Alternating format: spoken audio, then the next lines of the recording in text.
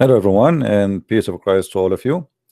Today, our topic again, we continue exposing those who Muslims think that they are scholars. In the previous debate today, we got Abdul busted. He claimed to be a scholar from Nigeria, and actually, the funny that the Muslim they start posting already that this is not a scholar; it is someone I paid him to call me. And this is a sign of defeat, very clear. You know, the guy is very well known between the Muslims. Yet the Muslims they claim that I paid him. He's a fake paid person who I paid him in order to make Islam look funny and stupid. If we go in the comments which made by the Muslims today, you will see the following.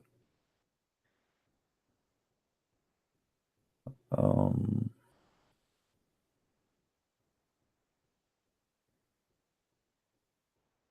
Let us see where the guy he say that.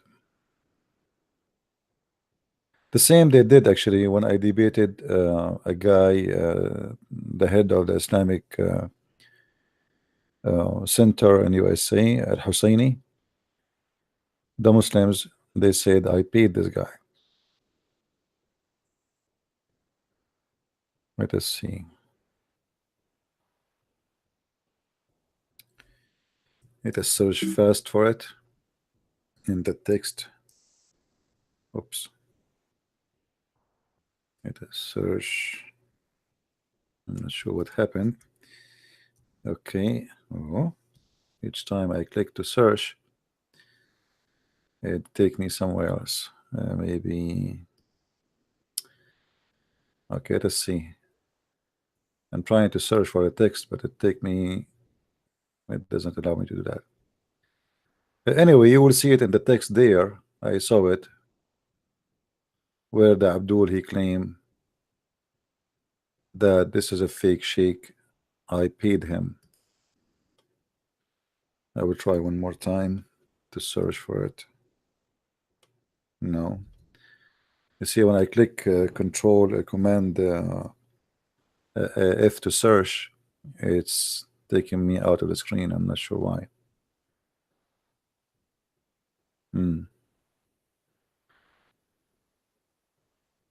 Anyway, when the Muslims they say that this sheikh is paid by you, that's mean you agree that this guy is totally shish kebab, and I understand. But what about Deedat? Deedat, the one you Muslims you praise and you think he was an amazing person who nobody can debate him. Deedat always he debate people who do not know anything about Islam, which means it's going to be a one-way debate. And mostly he choose carefully he debate who. Until one day he debated Anis Sharouch, who was an Arab Christian, and Anis Sharouch made him really look so bad and so sad. And did that he refused to debate him for the second time because they agreed to make two debates, one about Islam and one about Christianity. But did that he withdrew from the second debate. I don't know where I can find. I'm sure you can find it, guys. I don't know. It is here. Here we go. No, fake prophet, fake. What is the guy?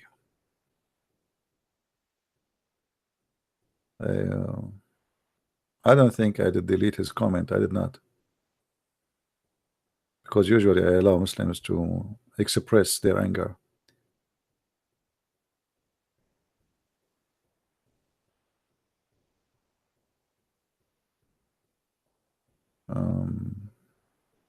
I know.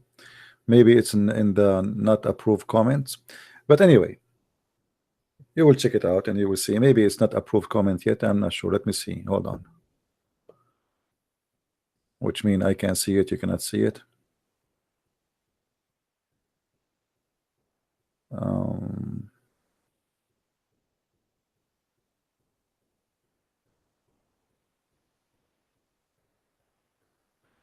and no. Weird.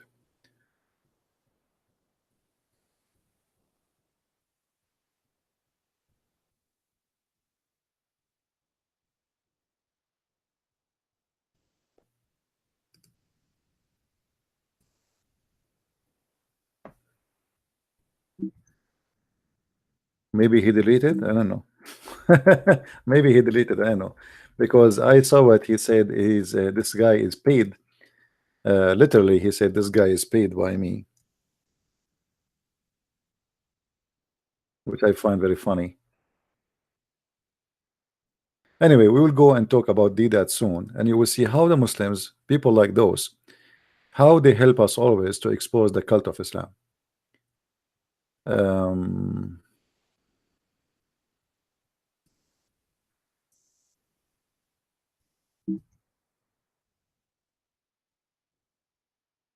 okay.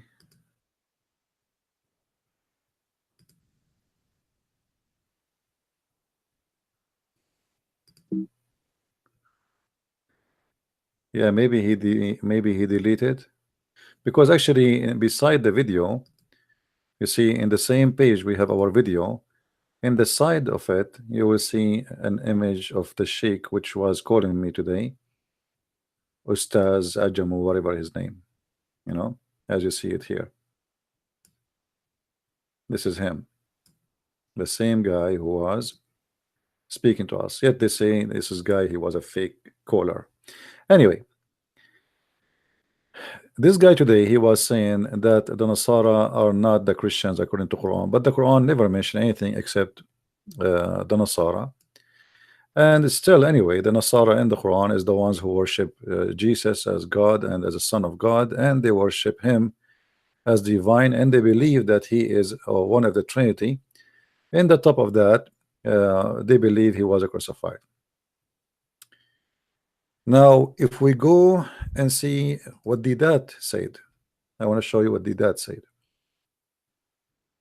Let us go back to Deedat and see.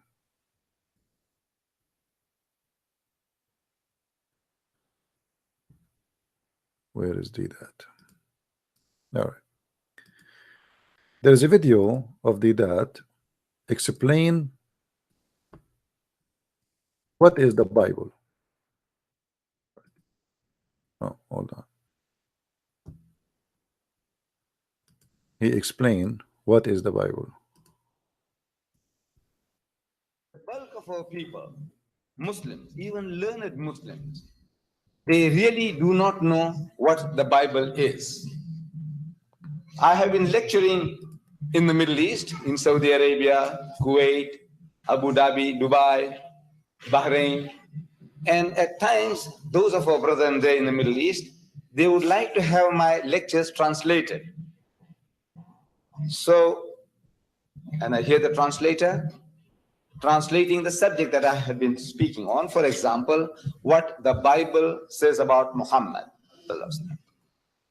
So the translator says what the Torah, I can understand. I can't speak Arabic, but when the man is translating, I can understand. He's saying what the Torah. Did he say I don't speak Arabic?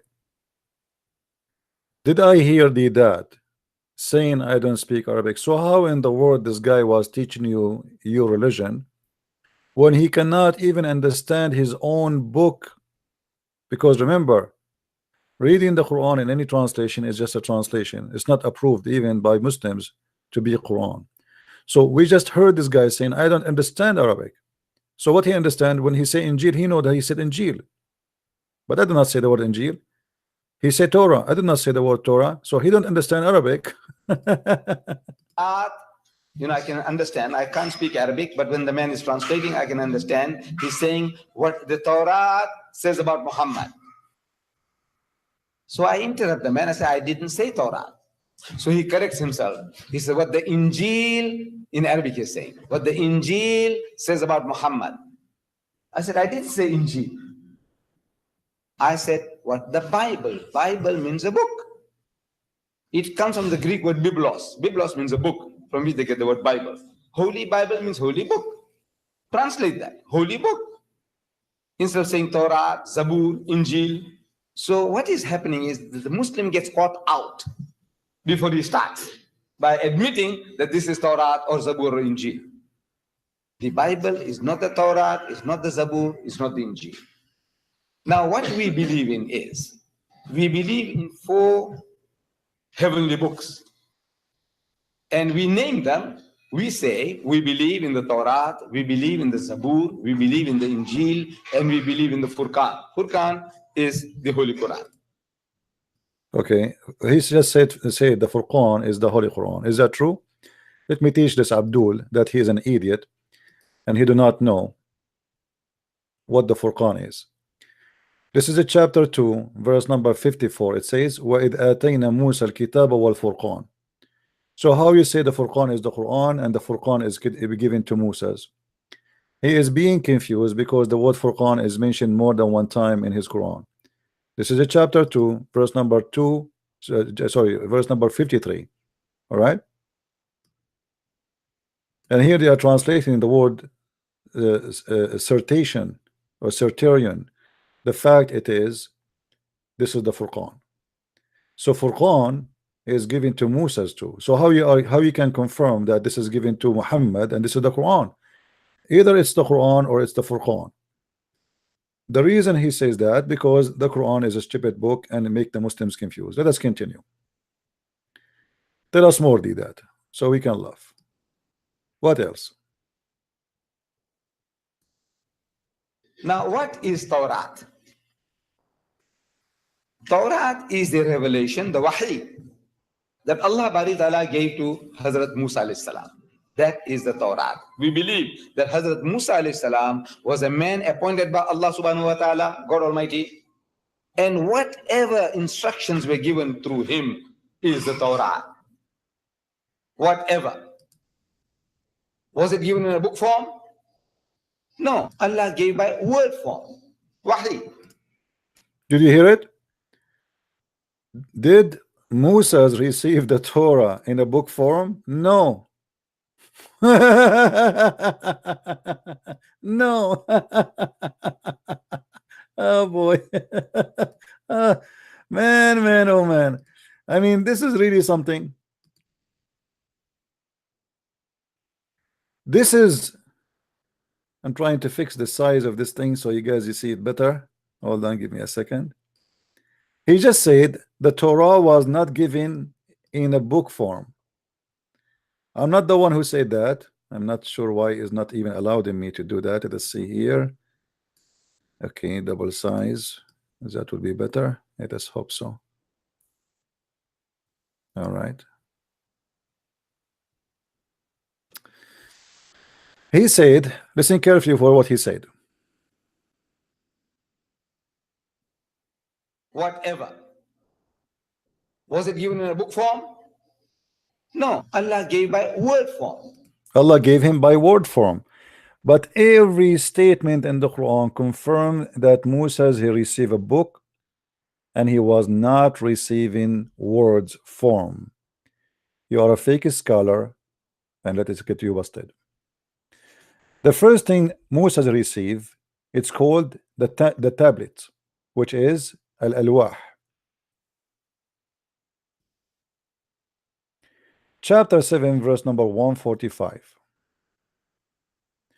Was the tablet was written or it was inspiration? It was written. And we wrote for him upon the tablet the lessons. Supposedly Allah he wrote for him everything, which means the tablet is not only 10 commandments in Islam. The tablet is everything the Jews they learned. Then in different verses in the Quran, if the Muslim they will say the tablet is not the Torah, then what is the Torah then? Isn't it the tablet is the Torah and part of the Torah? If the Torah is not part of the tablet, then the Muslim they have to give us the name. What is the name of that book which is called the tablet? Now, if we continue, we will find in different place where the Quran says the following.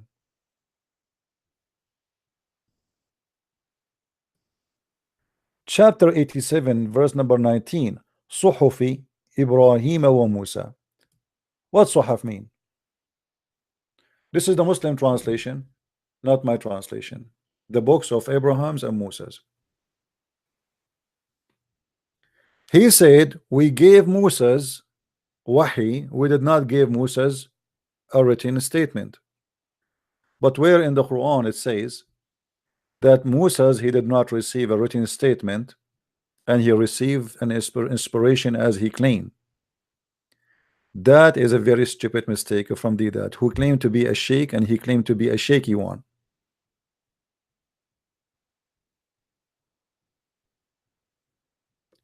How in the world you say to us that Moses received inspiration when the Quran confirmed that he received books?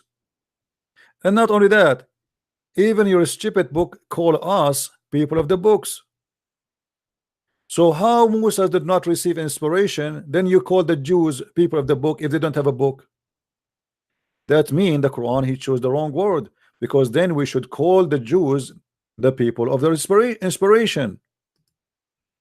The whole Quran keep calling the Christians and the Jews people of the book. Nothing else, nothing more.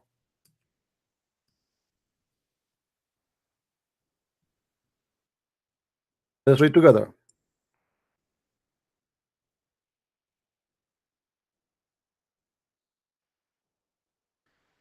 So you are saying to us that Moses did not receive a book, but yet your book calling him or call the people who follow him people of the book.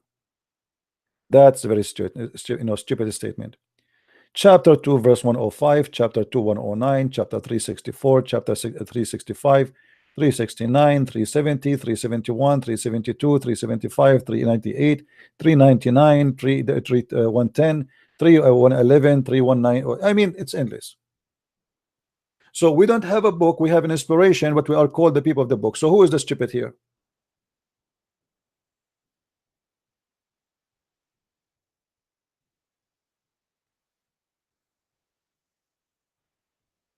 Who is the stupid here? Moses received inspiration according to the Quran. Where is that? So why Allah he wrote the Torah for him by his hand?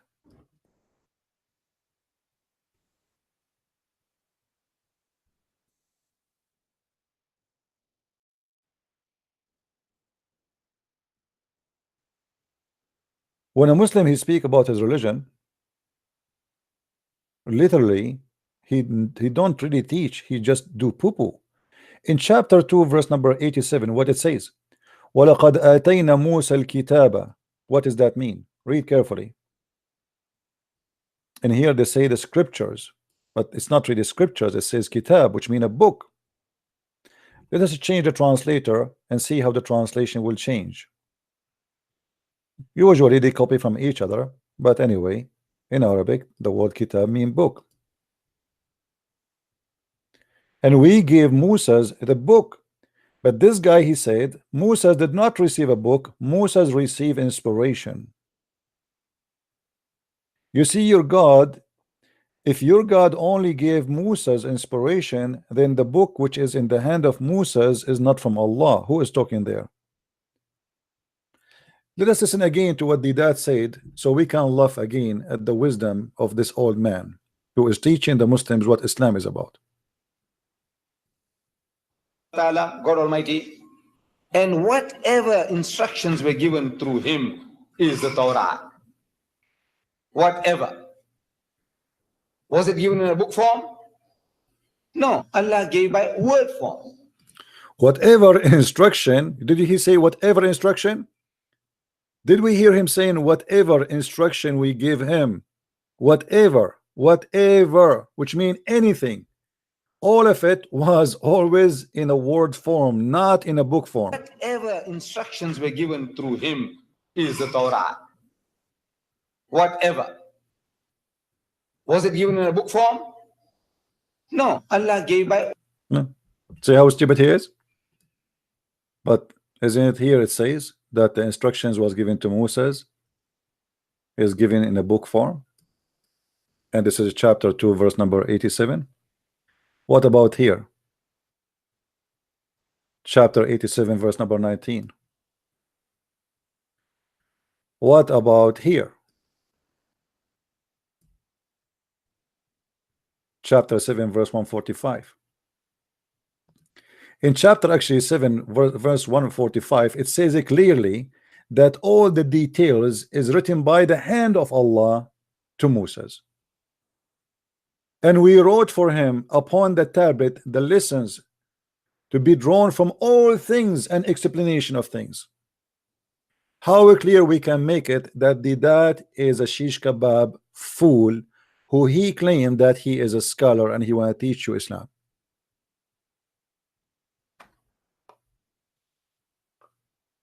This is a scholar who was debating the Christians. And this is a lesson to the Christians that when you debate Muslims and they debate you about the Bible, which means you allow them only to throw rocks at you, but you know nothing about their religion, they can play all the games they want. When you are ignorant, anybody can make fun of you. Anyone.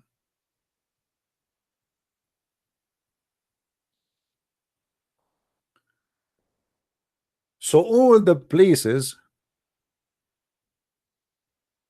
all the verses in the Quran confirm that Moses received books. So why did that is trying to say he did not? Same time, when he say we gave Moses words as an inspiration, can he explain to me why Moses did not receive inspiration from the angel Jibril? Why does Jibril he appear in the story of Moses not, but in the story of Muhammad? Yes.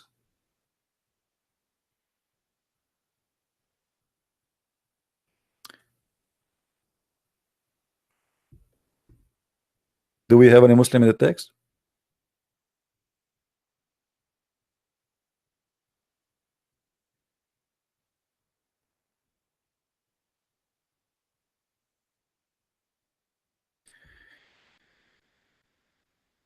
Muslims, they have no knowledge of their book, and yet they want to school you about your book. But it's not their fault if they play that they are people who knows if you do not know anyway. When you do not know, anyone can just recite some verses for you and play games, and you believe whatever he say because simply you are ignorant.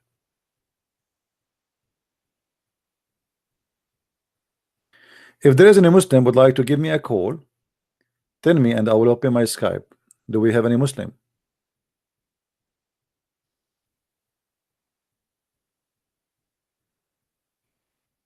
Any Muslim he have the courage to call me?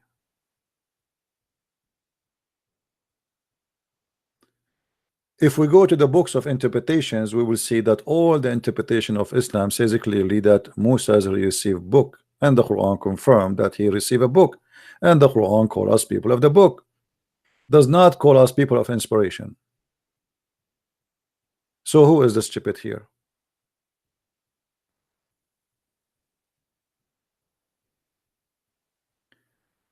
And by the way, when the Quran said here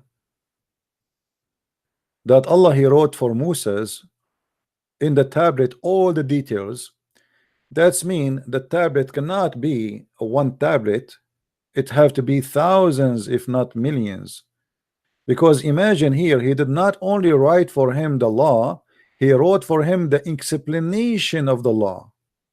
I wonder how many trucks Moses have to carry, the poor Moses, to carry all those tablets.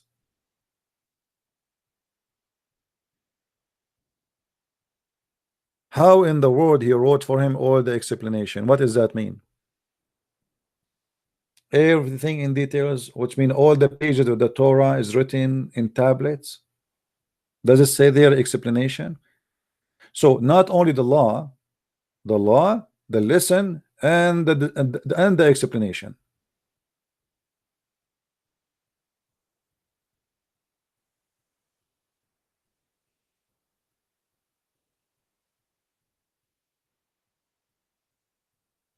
Do we have any Muslim here want to say something? Stupidity versus open mouth. You can open your mouth as much as you want, but don't do poo-poo.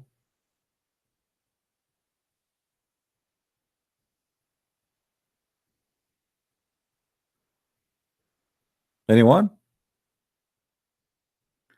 The guy today, the one we debated from Nigeria, he ended his career in front of the Nigerian people. He claimed that the word Nasara is not about the Christians according to the Quran, but the Quran never called anyone except Nasara. Same time, he is trying to say, okay, the Quran confirmed the book which was with the Nasara, but you are not Nasara. It doesn't matter.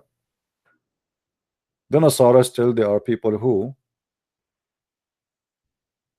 believe in Jesus as God and as divine and as a Trinity, and they believe in the crucifixion of Jesus, and they believe that Jesus is divine.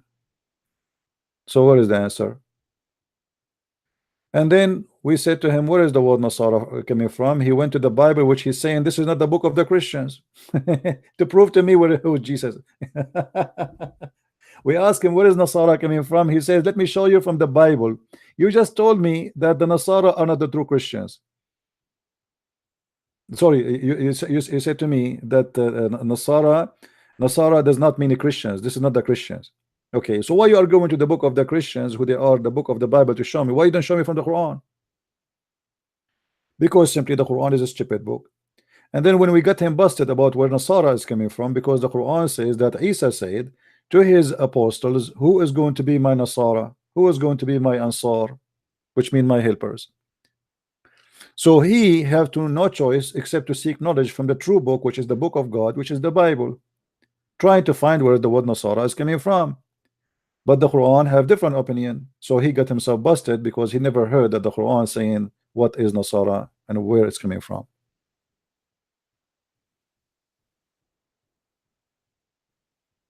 Do we have any Abdul wanna call me? So what those people, did that and that. What is your scars, Muslims? Zakir Naik, this guy from Nigeria, Deedat. I mean, a bunch of idiot making fun of you.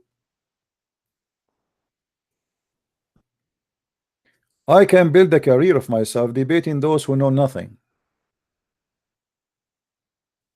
and that will make me look always victorious. In the Middle East, a woman, she don't look good. She don't walk with a woman. She is more pretty than her. So what she do? She look for someone. She is a lot less more good looking than her. So when they walk together, people, they see her beautiful and they see the other one ugly. And this is what the Muslims do. The Muslim, they look for someone he do not know really much of the topic, his topic and our topic. So when we have a fight with him, he will look like he do not know what he's talking about, and this is mean that I am a hero.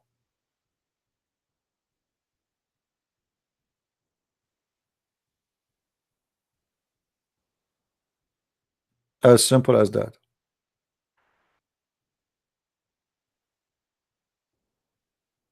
Do we have any Muslim would like to call us?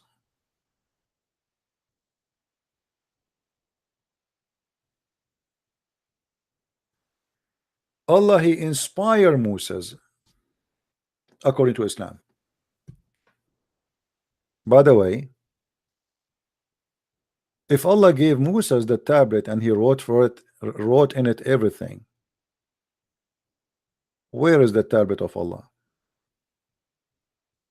Muhammad, he copied the story from the Jews, he put it in the Quran, but he cannot explain to us what happened. The Quran confirmed that Moses get angry and he broke the tablet. He broke all the tablets. He did not leave even one.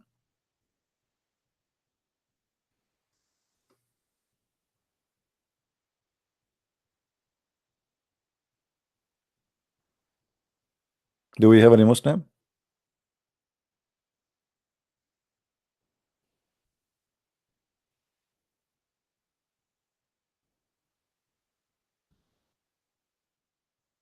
Hmm?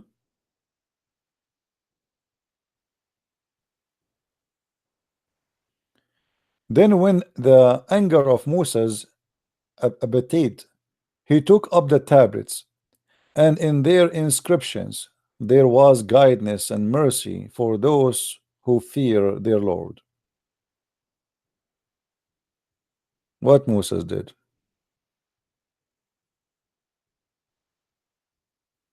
If Allah did not give Moses written words, he gave him only inspiration. What those tablets about?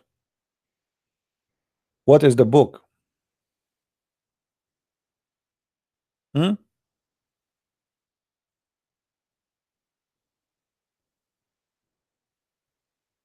Stupid cult. They have no answer. They are copy paste.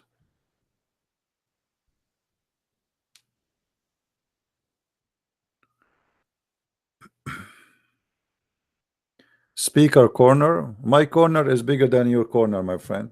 I just finished a video and I have almost 8,000 people watching it. What speaker corner? Your speaker corner is potato. They don't even dare to call me. Give me their Skype. I will call them in their speaker corner. What do you say? Let us see who's hiding. I will call them. They can go stand in speaker corner and call me by their phone in Skype. Can they do that?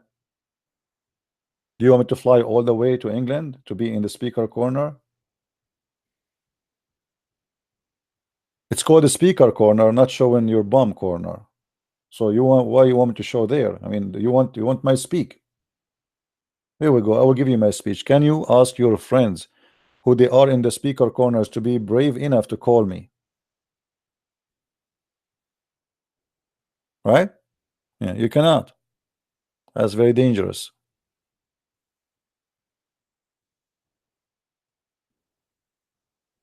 Here we show reference and nobody there. Shamshi is an idiot. Shamshi is an idiot. He exposes a prophet. That's why he don't dare. I went to his channel and I posted for him. I'm waiting for you. I was posting almost for 15 days every day. Muhammad Hijab and Samshi, and neither of them dare to call me. Who is the one scared? Give me the Skype of Shamshi and I will call Shamshi. What do you say? Let us see who's scared. I will call him. Can Shamshi take my call? We will win anyway, as long as he is a hero and we are hiding from him. Trust me, Muslims, if they see that somebody they can beat him up, they will be so happy to have a fight with him. But they hide because simply they knew that they are no match.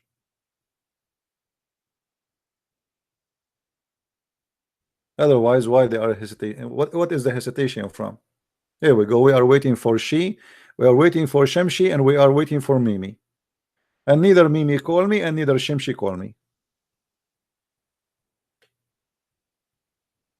And hold on, do you know what Shamshi he said in one of his video? I don't want you to be sad, my friend, but if I show you what he said in the video, you will die laughing.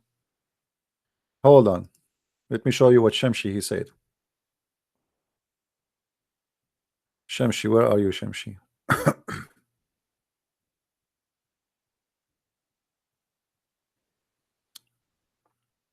Shamshi.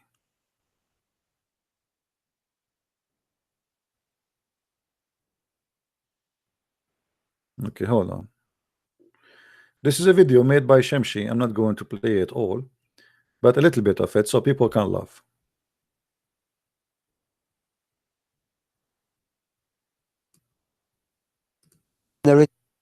hadith that the messenger of Allah said unzil al-Quran ala sab'ati ahruf, that the Quran was revealed upon sab'at ahruf, mean different ways or different dialects, because what we have to understand, Allah subhanahu wa ta'ala said inna anzalnahu Qur'an Arabiyyan la'allakum ta'qilun.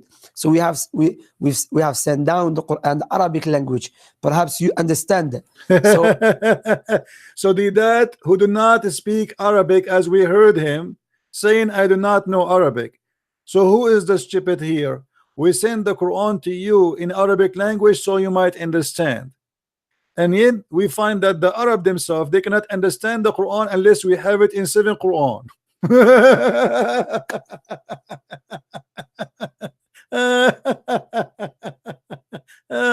That's a good one. So the Arab themselves, they cannot understand the Quran unless it is sitting in 7 ways. Why? Because the Quran is not easy to understand and they are Arab. So how did that who want to understand the Quran, who don't understand, who don't speak any of those ways? Abdullah ibn Abbas and many some ulama mentioned 19 Sahaba narrate this hadith that the Messenger of Allah said, "Unzil al-Quran ala sab'ati ahruf," that the Quran was revealed upon sab'at ahruf, mean different ways. Different ways. Where is the different ways? What is the 7 Qurans? All what happened that Muhammad, he says something in the morning, he said the opposite after that. And actually he himself, Shamshi, he is going to quote for us a story about what happened, that 2 Muslims, they were reciting the Quran in 2 different ways. He was in a masjid, and another Sahabi was reciting Surah Al-Furqan, and he said the way he was reciting it different ways, the way I learned it from the Messenger of Allah, the way the Prophet taught me the surah. And here shows you how the Sahaba were very eager to not let anyone play with the Quran. Not anyone. No He one. said, I was about to grab him. Even he was praying. He said, I was about to grab him and pull him and take him to the Messenger of Allah Right away. because I was very surprised. Then he said, I was waiting for him patiently. When he finished, I said to him, why are you reciting this? Why you are reciting? Where you get this Quran, you idiot? The Prophet never said that. The Prophet, he recited the same chapter, but this is not the way he'd give it to us, different words. I was going to grab him eagerly. I'm going to get him. I'm going to get him busted. I'm going to spank him, because obviously this is totally different Quran. Surah Luqman or Surah Al-Furqan, the way you are reciting it. He said, the Messenger of Allah taught me this way. He said, no, Prophet taught me different way. Look at this. Why people who live in the same street, they are learning the Quran in 2 ways. They are from the same tribe, they have the same dialect, they have the same language.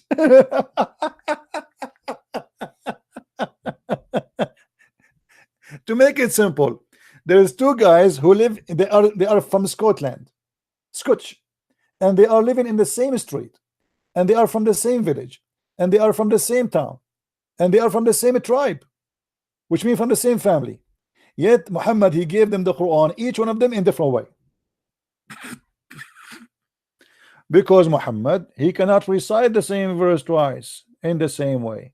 So he come with the lie saying, oh, Allah, he gave it to me in different ways, 7 ways, 7 ways, okay, 7 ways. Yeah. So he said, come. So he said, I dragged him to the him. Messenger of Allah. Look, the Sahaba, the ghira, the jealousy they had for the Quran. From day one, you cannot play with the Quran. You cannot. So he talked to the Messenger of Allah. The Messenger of Allah said, yeah, Umar, utruku, or leave him. He said, read out the surah to me, Umar. He read it out. He said, the other Sahabi, he said, read it out. He read it out. He said, that's how it was revealed to me. Then he mentioned the hadith, unzil al-Qur'an ala sab'ati ahruf. The Quran was revealed in a different ways. Because, and this from the mu'jiza. Again, as the ulama mentioned, the fact that the Prophet knew how to recite the Quran different ways, like the Hudayl, another tribe, the tribe of Tamim. There's many tribes. Okay, just get lost, guys. It's a miracle. It's a miracle. Hold on. This is not about your prophet. He can recite it in different ways. You idiot. You are making your prophet is the one who can recite it in different ways, or this is your God. He gave it to him in different ways. Are you saying your prophet, he fabricated Quran and he make it different ways? So he was remaking Quran? Look what Muhammad, he said about this. Muhammad, he requested 7 Quran because his people cannot handle it. Read it me carefully. Allah has commanded you to recite to your people. Jibreel said to Muhammad, Allah has commanded you to recite the Quran to your people in one dialect. Upon this, he said, upon this who? Muhammad, he said, I ask Allah burden and forgiveness. My people are not capable of doing it. So it's not him who recite the Quran in 7 different ways. Supposedly it is asking Allah, and Allah gave him additional Quran. And then Jibreel, he came and he gave him another pizza. The second Quran came and he said, okay, Allah command you to recite the Quran in 2 ways. And then he said, oh, I seek burden from Allah. My people cannot do it into we want more. So he keep asking him for more and more and more until it became 7 dialect. Now here we will notice the following. Muhammad, he stopped with 7. Who said that there is only 7 dialect between the Arab? This guy himself, he is from Morocco. He is not an Arab, he is an African. He have nothing to do with the Arab. If he speak to me Arabic, I will not understand a word of what he say. If he speak his own dialect, I will not understand 2 words together. Yet he claimed to be an Arab. So what 7 dialect you mean? People of Tunisia, they have their own dialect, and this is now. People in Egypt, people in Jordan, people in Syria, people in Iraq, people in Yemen, people what 7 dialect. If people who live in Arabian Peninsula, who they are all of them almost speaking the same language, they cannot handle the Quran in one dialect. How an Indian he can handle the Quran in a language is not even his own? We heard this Abdul saying that we gave you the Quran in Arabic so you might understand. That's mean the Quran was sent only to the Arab, because in order to teach the word of God, you have to speak to people in their language according to the Quran. The Quran confirms saying we never send a messenger except he speak the language and the tongue of his own people, which means you have to be from the people speaking the tongue of those people. Chapter 14 verse number 4. And we never sent a messenger save with the language of his folk. We never. So how Muhammad can be a messenger for mankind? That is a contradiction.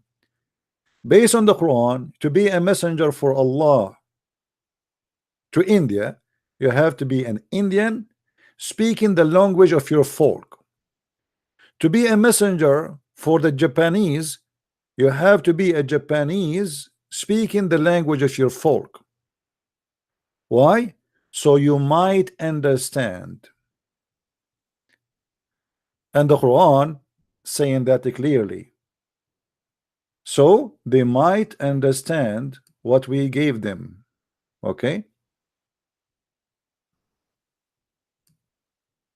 And this is the way of Allah to send his messages in order to make it clear for them. So the 7 letters proving to us Muhammad is to be a scam. Muhammad, he cannot remember what he said in the morning. He said the verse in the front of this guy different way from what he said to the other guy. So now we have 2 guys are fighting. This is not the way it is. I heard the prophet, he did not say it this way. Okay, let's go both of us to the prophet.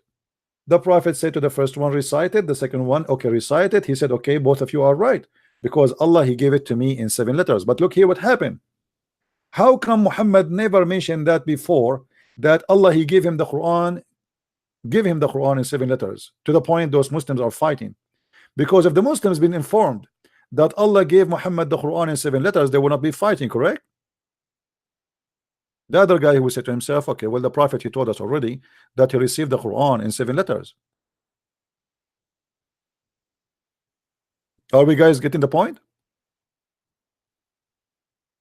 They are fighting because none of them heard the prophet saying that Allah gave him the Quran in 2 ways or 3 ways or 4 ways. This is why he was saying, I wanted to grab him, I wanted to get him busted, because he never heard Muhammad saying such a thing before. So the question here, why Muhammad never said from the first day Allah gave me the Quran in 7 ways? Muhammad, he did not mention the 7 letters until he got busted with those 2 guys.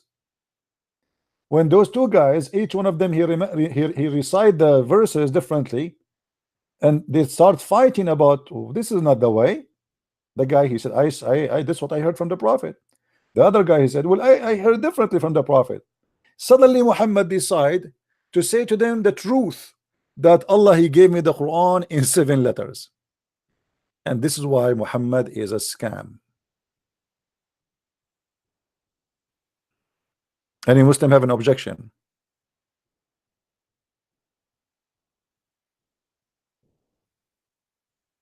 And Muhammad actually not only stop here, Muhammad, he said in the Quran, confirming that Allah make him forget the Quran.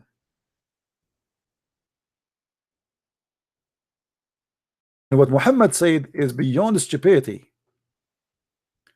In chapter 2, verse 106, he said, nothing of our revelation we do abrogate or cause to be forgotten, but we will make something better or similar. I mean, who is stupid here?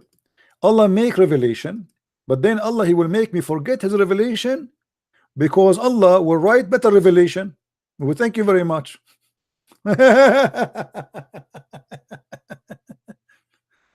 Allah will make Quran better than the Quran of Allah. Muslims, does the verse says none of our revelation do we abrogate or cause to be forgotten? You tell me why Allah causing you to forget. He's talking about you, causing you or causing Muhammad? This is causing Muhammad. So Muhammad here to cover his ass again. He cannot recite verses he mentioned before. So he have to come with a solution, saying to the Muslim, don't worry, be happy. Yes, I forgot the verses, but Allah will give me something better or similar. And here you notice the word similar, how stupid it is. Because if Allah will give you something similar, what the point of making you forgetting the verses?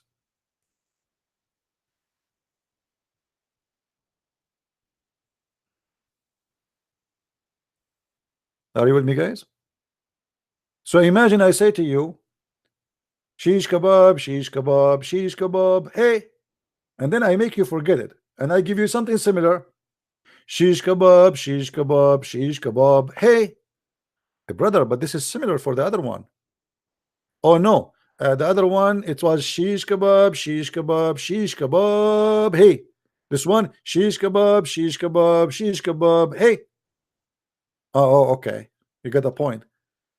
What's similar? It is similar, not exactly the same. So it's not going to be shish kebab, shish kebab, shish kebab, hey. It's going to be like this: shish kebab, hummus, shish kebab, hey. It's similar. This is God.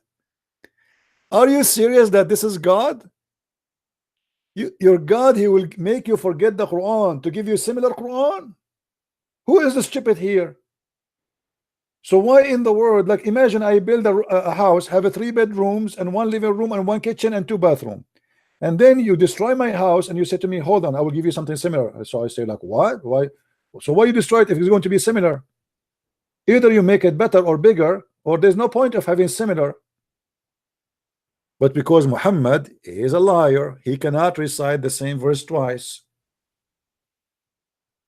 And when he said we cause to be forgotten, Muhammad here, he said something very weird, because the one who caused believers to forget the Quran is the shaitan.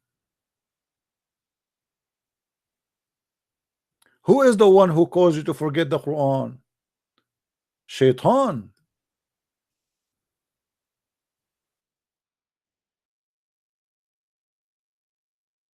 Let's see.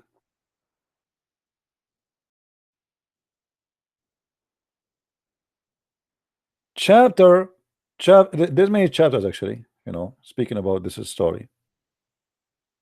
But chapter 6, verse number 68 is the easiest one to understand. And when those sit with those, see those who make fun of revelation, withdraw from them until they change the topic. And if the devil caused thee to forget what? What the Quran told you. So who is the one who caused you to forget the Quran? Shaitan.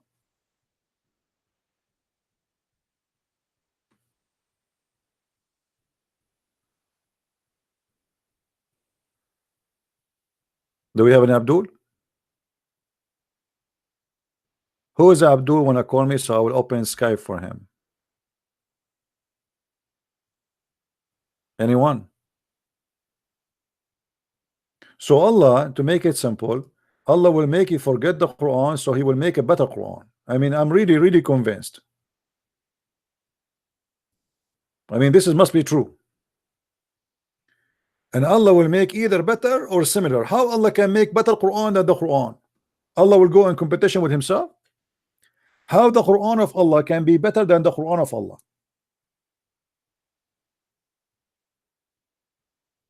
All what we have here, Muhammad trying to cover his ass. He cannot repeat the same chapter or same verses twice correctly. So he said to them, okay, well, you know, anything we abrogate, here we go. So we abrogate. The Muslim, they say to you, there's verses even abrogated by recitation, but not by practice. Why in the world they are abrogated by recitation, but not by practice? What the point? As long we still need to practice those verses, how you abrogate the verses recitation? What is the wisdom of that? What is the wisdom? If the Quran says that say do stoning to death, and we are going to practice stoning to death, so what is the wisdom of deleting the recitation of the verses from the Quran? Huh? I will tell you what the wisdom. The wisdom is the Muslims don't have the verses no more. The goat ate it. And now they claim that this verse is abrogated by recitation.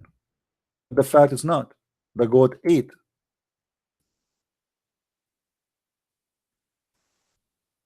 Hey, my friend from Tunis. We have people here from Tunisia.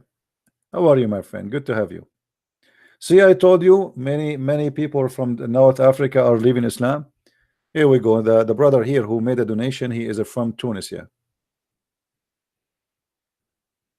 Wonderful. The verse of stoning and breastfeeding an adult 10 times was revealed, and the paper was with me under my pillow. When the messenger of Allah died, we were preoccupied with his death, and a tame sheep came and ate it. Meh. And now the Muslim, they say, oh, we don't have the verse of the stoning to death, but we practice it. So what prevented you from reciting the verse of stoning to death? As long it was a verse. And the funny, they say to us the Quran is preserved, brother. Your God even could not stop a goat from eating the Quran.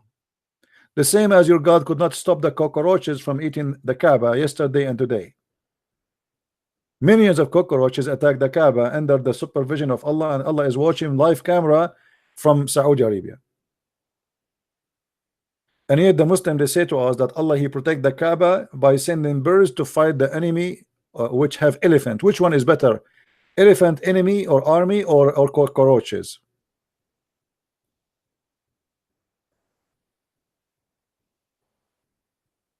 I'm not going to ask why Allah defend the Kaaba against a Christian army when the Muslims, they believe that the God of the Christian is the same as the God of the Muslims, but they are just lost. So how come the Kaaba was under the pagan having 360 idols, and Allah defend those who worship the idols against those who worship the true God? Doesn't make sense, does it? Because according to Muslims, this has happened when the Arab pagan, they have 360 idols around the Kaaba. So why Allah defending the Kaaba like this?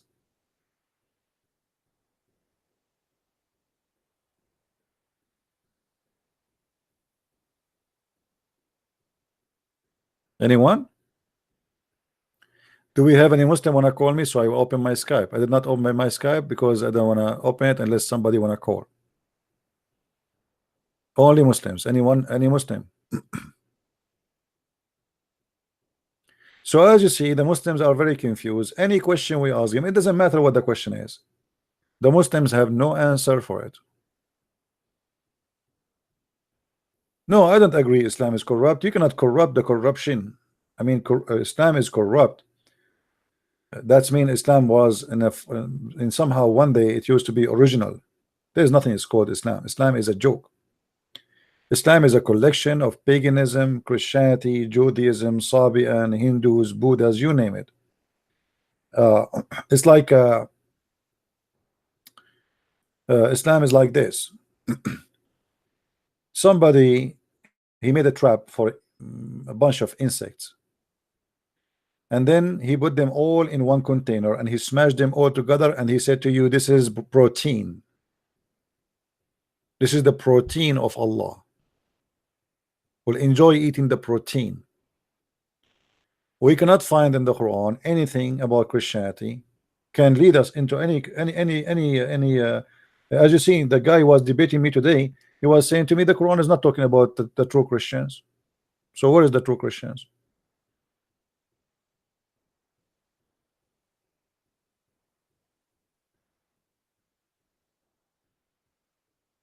Anyone?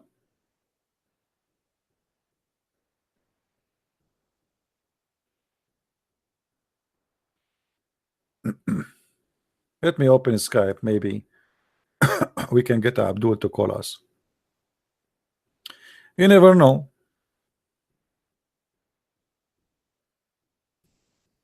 We might meet Abdul. He knows what he's talking about. Until now, I never met Abdul. He have any idea what Islam is about? Never. Until now, they don't even know if Allah is a spirit or not.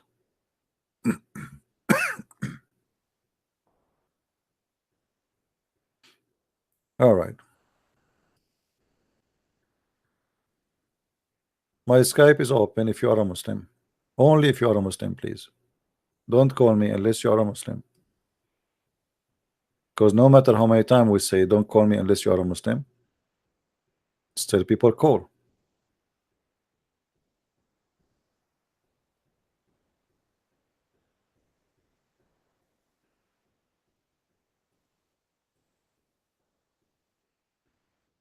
Any Muslim?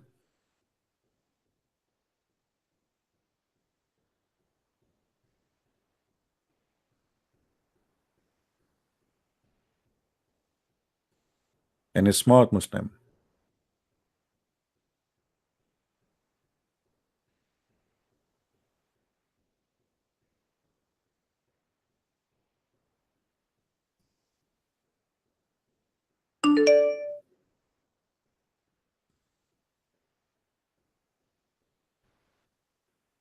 Let us see what this guy you want. Hello? Hello? Yes, my friend. Are you a Muslim? Yes, assalamu alaikum, brother. How are Wa you? alaikum assalam. What do you want to say, Mr. Shafiq? Nothing specific really. It was my friend who is requested that I speak with you tonight. All right. Now, so No problem. my Let us thing open the is, conversation this let me way. try to turn on my speaker. Let us open the Okay, there we conversation go. this way to make it easier for you. Sure. As long you said you are a Muslim, why? What make you Muslim? What does that mean? I mean, why you believe Islam is a true religion? It makes the most sense. What makes sense For about ex- it? That if you go Oh. to heaven, Allah will give you a lot of women for sex. Does that make sense? No, but that's just the male, like a pleasure of the male. You know what I'm saying? Yeah, but So- the pleasure of the male. What about the pleasure of the female? Now, brother, I am not a very well-versed Muslim, but let's go back to your original statement of why it makes the most sense. Okay, so in my opinion, okay, Islam makes the most sense because in Christianity it is, you know, you need Jesus to be saved because Jesus died for your sins, correct? So what about Adam when he went against God's word? Did God not give Adam the ability to ask for forgiveness? So that by itself means that humans were granted forgiveness from the very beginning. Is that not correct? No problem. I'm listening. So why is it that Christianity says that you need Jesus for forgiveness when God has allowed Adam? Let me ask you first. Your Sure. God Allah, He forgave Adam when he was in heaven. Yes let or me no? stop you there. It's not my God. Allah is God. No, It's it's not. everyone's You know, God. this is your God. Come on. You know, don't. How is it my? How Yes, is it your my God. God? I will prove it to you. I will prove it. My God don't have a version in the heaven. Your God have versions. We can't have the same God, but we have two different heaven. We worship. Okay. No. So No. all Let us go. Abrahamic Let us not to change the religions topic. We can worship go. one God. We can go later to see who is your God, who is my God. No problem. No, But no, let us I'm talk not- about. I'm not Let gonna us talk argue about about- Adam, my friend. Your God Allah, He forgive Adam when he commits sin. You keep saying my God, Allah. Are you going to So- stuck with this word? Are you going to allow me to have a conversation with you? I allow you to say whatever you want. Let me say whatever I want. You Yeah, know, but I are want you going to start force off- me? Are you going to force me to say that your God is my God? Is that what you want? Okay, one God.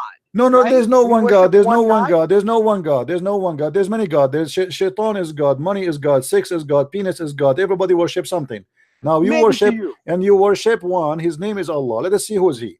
Let me ask you. You said that Allah, that Adam, he was allowed to ask Allah for forgiveness. Did That is Allah forgive Adam?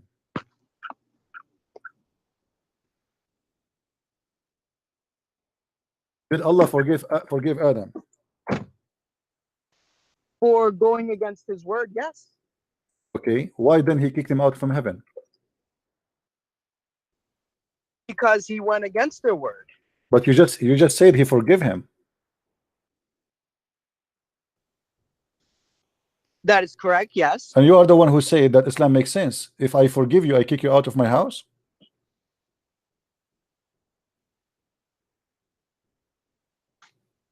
If you know somebody has done wrong, Mm. right? Mm. Forgiveness is not letting them come back, but forgiveness is acknowledging that they have done wrong Really? and letting You just said to me, them my friend, hold on. You are the one who said to me, in order to be saved, you have to believe in Jesus, so you for can the be saved. Christians. Yeah. So you saying to me, so why you are asking Allah for forgiveness? Is that will bring you to heaven, or will keep you out of heaven if you ask Allah for forgiveness?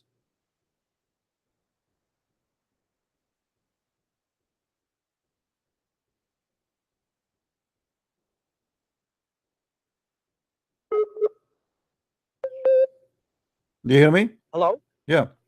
You ask Allah for Sorry, the connection. you ask Allah for forgiveness, no problem. You ask Allah for forgiveness. Is that to go back to heaven or no?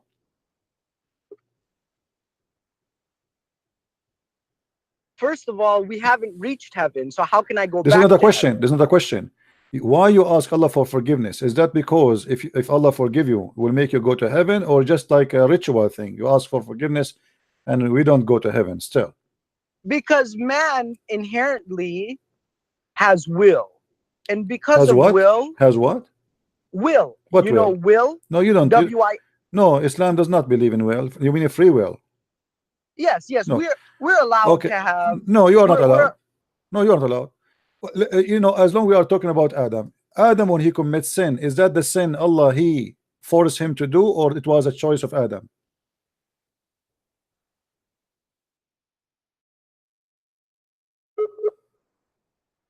Oh boy. Are you there?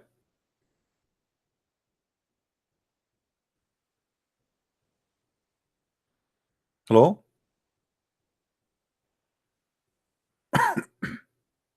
hello. Yeah. I was saying to you, was Adam a person who commits sin by his free will, or Allah forced him to commit sin? It was free will. Where do you get this from? Do you have a proof? No, I don't. So Okay, well I have different proof. Here we go. This is your prophet, and this is Sahih.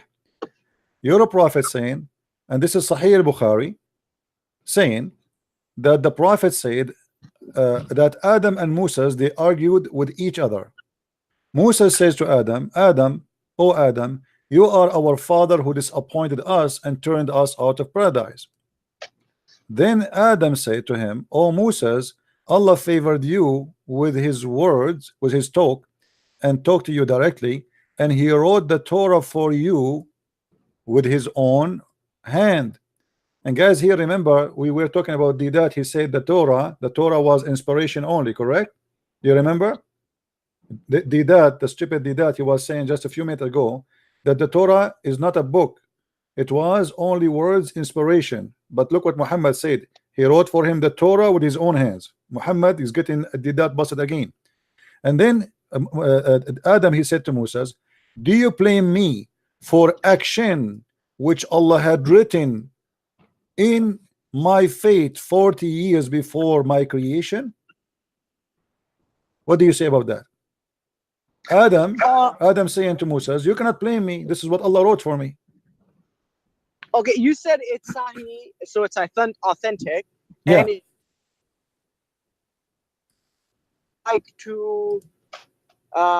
like to research this for myself. No So problem. please tell me. This is Sahih al-Bukhari, okay. hadith number, Sahih al-Bukhari, hadith number 6614. And I'm showing it in the screen actually. If you are looking at the screen with me in YouTube, you can see it. 6694. No, Okay. 6614. Sorry, 6614. Yeah, okay. and I can give it to you from different hadith, not only from this. And this is also Sahih. We can give it to you from Sunan Abi Dawood, and this is Sahih. Everybody can see in the screen. Sunan Abi Dawood, hadith number 4701, and it says clearly there, it says Sahih. And you will see here, it says, do you blame me for doing a deed which Allah had decreed that I should do 40 years before my creation? So you cannot say to me that you as a Muslims have a free will. And here we go back to zero. You said to me, Islam makes sense. How it makes sense that Adam was kicked out from heaven if Allah is the one who wrote the sin of Adam for Adam, and Adam is forced to do sin, and then Allah asked him to ask for forgiveness, and then after he forgive him, he kick him out, which means this is the whole thing is madness. Adam is a poor guy, he's a victim. Allah, he write for him, you should do sin, as you see with me in the screen. It says clearly as a decree that I should do 40 years before he created me. So Allah, he wrote to Adam, you should do this 40 years before your creation. Okay. And then Adam, he commit that as Allah, he ordered him to do, because this is his destiny. And then after Adam, he did that, Allah, he asked him to ask for forgiveness. So Adam, he prayed to Allah, says, I forgive me, please, Allah. So Allah forgive him. And then still he kick him out. What does that make sense for you here? Brother, I'm going to have to research this topic furthermore. I went back to your screen on YouTube, and I don't see anything right now. Guys, don't you see the screen? Refresh the page, please. Refresh the page. Maybe you refresh the page, you will see it.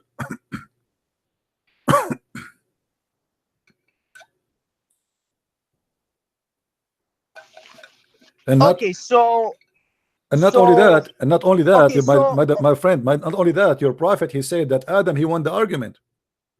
To make it more horrible, not only your prophet, he is making a statement that this is a debate happening between them. Your prophet, he say clearly that Adam, he won the debate. In the Sahih of al-Bukhari, it says the prophet added repeating the statement 3 times. What he repeated? So Adam confuted Moses, Adam confuted Moses, Adam confuted Moses 3 times, which means Adam was right and Moses was wrong. Where is the make sense here? You make me do sin, and then you punish me for the sin you made me do. Is that fair? Is that justice? So there are some things that as a human we do not have the ability to understand. All right. Now suddenly we as a human, we are donkeys, we don't understand. My friend, what we don't understand? It's a debate between 2 guys, and obviously your prophet taking a side of Adam, and he understand, and I understand. Now you are the one who don't understand. He said to him that Allah, he wrote for me in my destiny 40 years before my creation, and your prophet agree with him. Suddenly now you don't understand. No, I said that as humans, there are some things that we were made to not fully understand. Now, brother, like I said before, I am not a learned man of the Quran as you might, and I might not have the resources to understand like you have. My friend, you don't need to have resources. I just gave you what your prophet said. What do you say about that? Here we go. This is the resources in front of us. I provide you with resources, and he said that Adam, he won the debate, and Adam, you cannot blame him for doing sin because this is what Allah wrote for him. So what kind of religion believe that Adam, he was a victim of Allah, Allah, he made him do sin, and then Allah, he punished him for doing sin, and then Allah asked him to ask for forgiveness so he might forgive him, and then So Adam, he asked for forgiveness. Where's the proof that Allah subhanahu wa ta'ala forced Adam into sin? It's in front of you. This is your prophet. Are you saying your prophet is a liar? No, go back onto your screen and show me the proof. Here we go. It's in the screen, my friend. Don't you see the screen?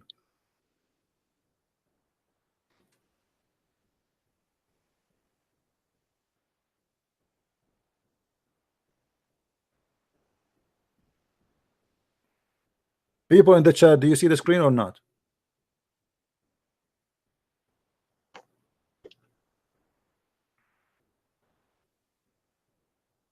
You said it's Sahih Bukhari Yeah. 6614. Sahih al-Bukhari, yes, 6614, and I will show you the reference in the screen. Here we go. And what website are you on, brother? This is sunnah.com. This is your Islamic website. Here we go. Sunnah.com. Okay, perfect. So now what we will do, what kind of God this God is. And not only in Sahih Bukhari, this is a very well-known hadith. It's repeated in Sahih Bukhari actually more than one time, 3 times, or 4 times, and same in Sunan Abi Dawud, which is a Sahih too, and same in Sunan Ibn Majah, which is Sahih too, and same as in Sahih Muslim, which is Sahih too. So what we will do now? Okay, so let's look at the next page. What next page?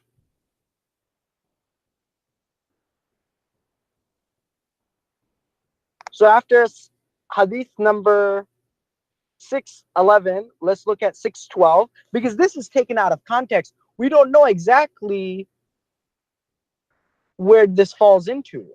My friend, what next page? What out of context? What are you talking about? Each hadith is separated as a story by itself. It's not a story the Prophet was talking like a machine non-stop. And here the story is ended. The debate is ended. There's 2 guys. We give the microphone for the first one, his name is Musa. We give the microphone to the second one, his name is Adam. Musa says to Adam, because of you we are out of heaven. Adam says to Musa, you blame me for something Allah wrote for me in my destiny 40 years before he created me. Adam, he won the debate. Adam, he won the debate. Adam won the debate, your prophet said. So what out of context?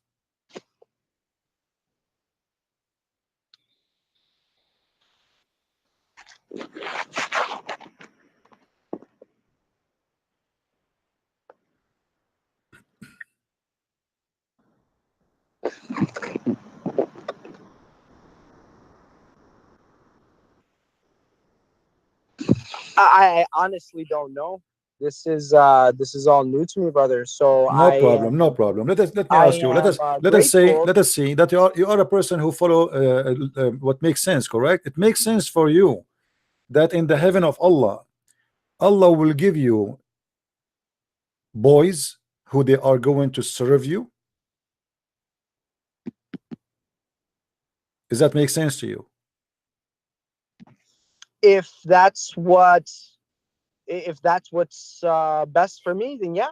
No, but what is the sense here? Because in the heaven of Allah, your prophet said, if you wish something is going to be in front of you in a second, and you will never get dirty, you will never do laundry, you will never take a shower, you will never piss, you will never have garbage. So what the boys would do? What exactly the boys would do? Imagine I have a house. If I wish food is going to be in my table in front of me, nobody will bring it. If I wish anything is going to be in front of me and there's no garbage left, yes, and my clothes will never get said, dirty, my clothes will never get dirty, my clothes will never be ruined, they will never have wrinkles, and I will never sweat, I will never take a shower, I will never piss, and nothing, there's no dirt. So what the boys will do? Yes, brother, but what if this is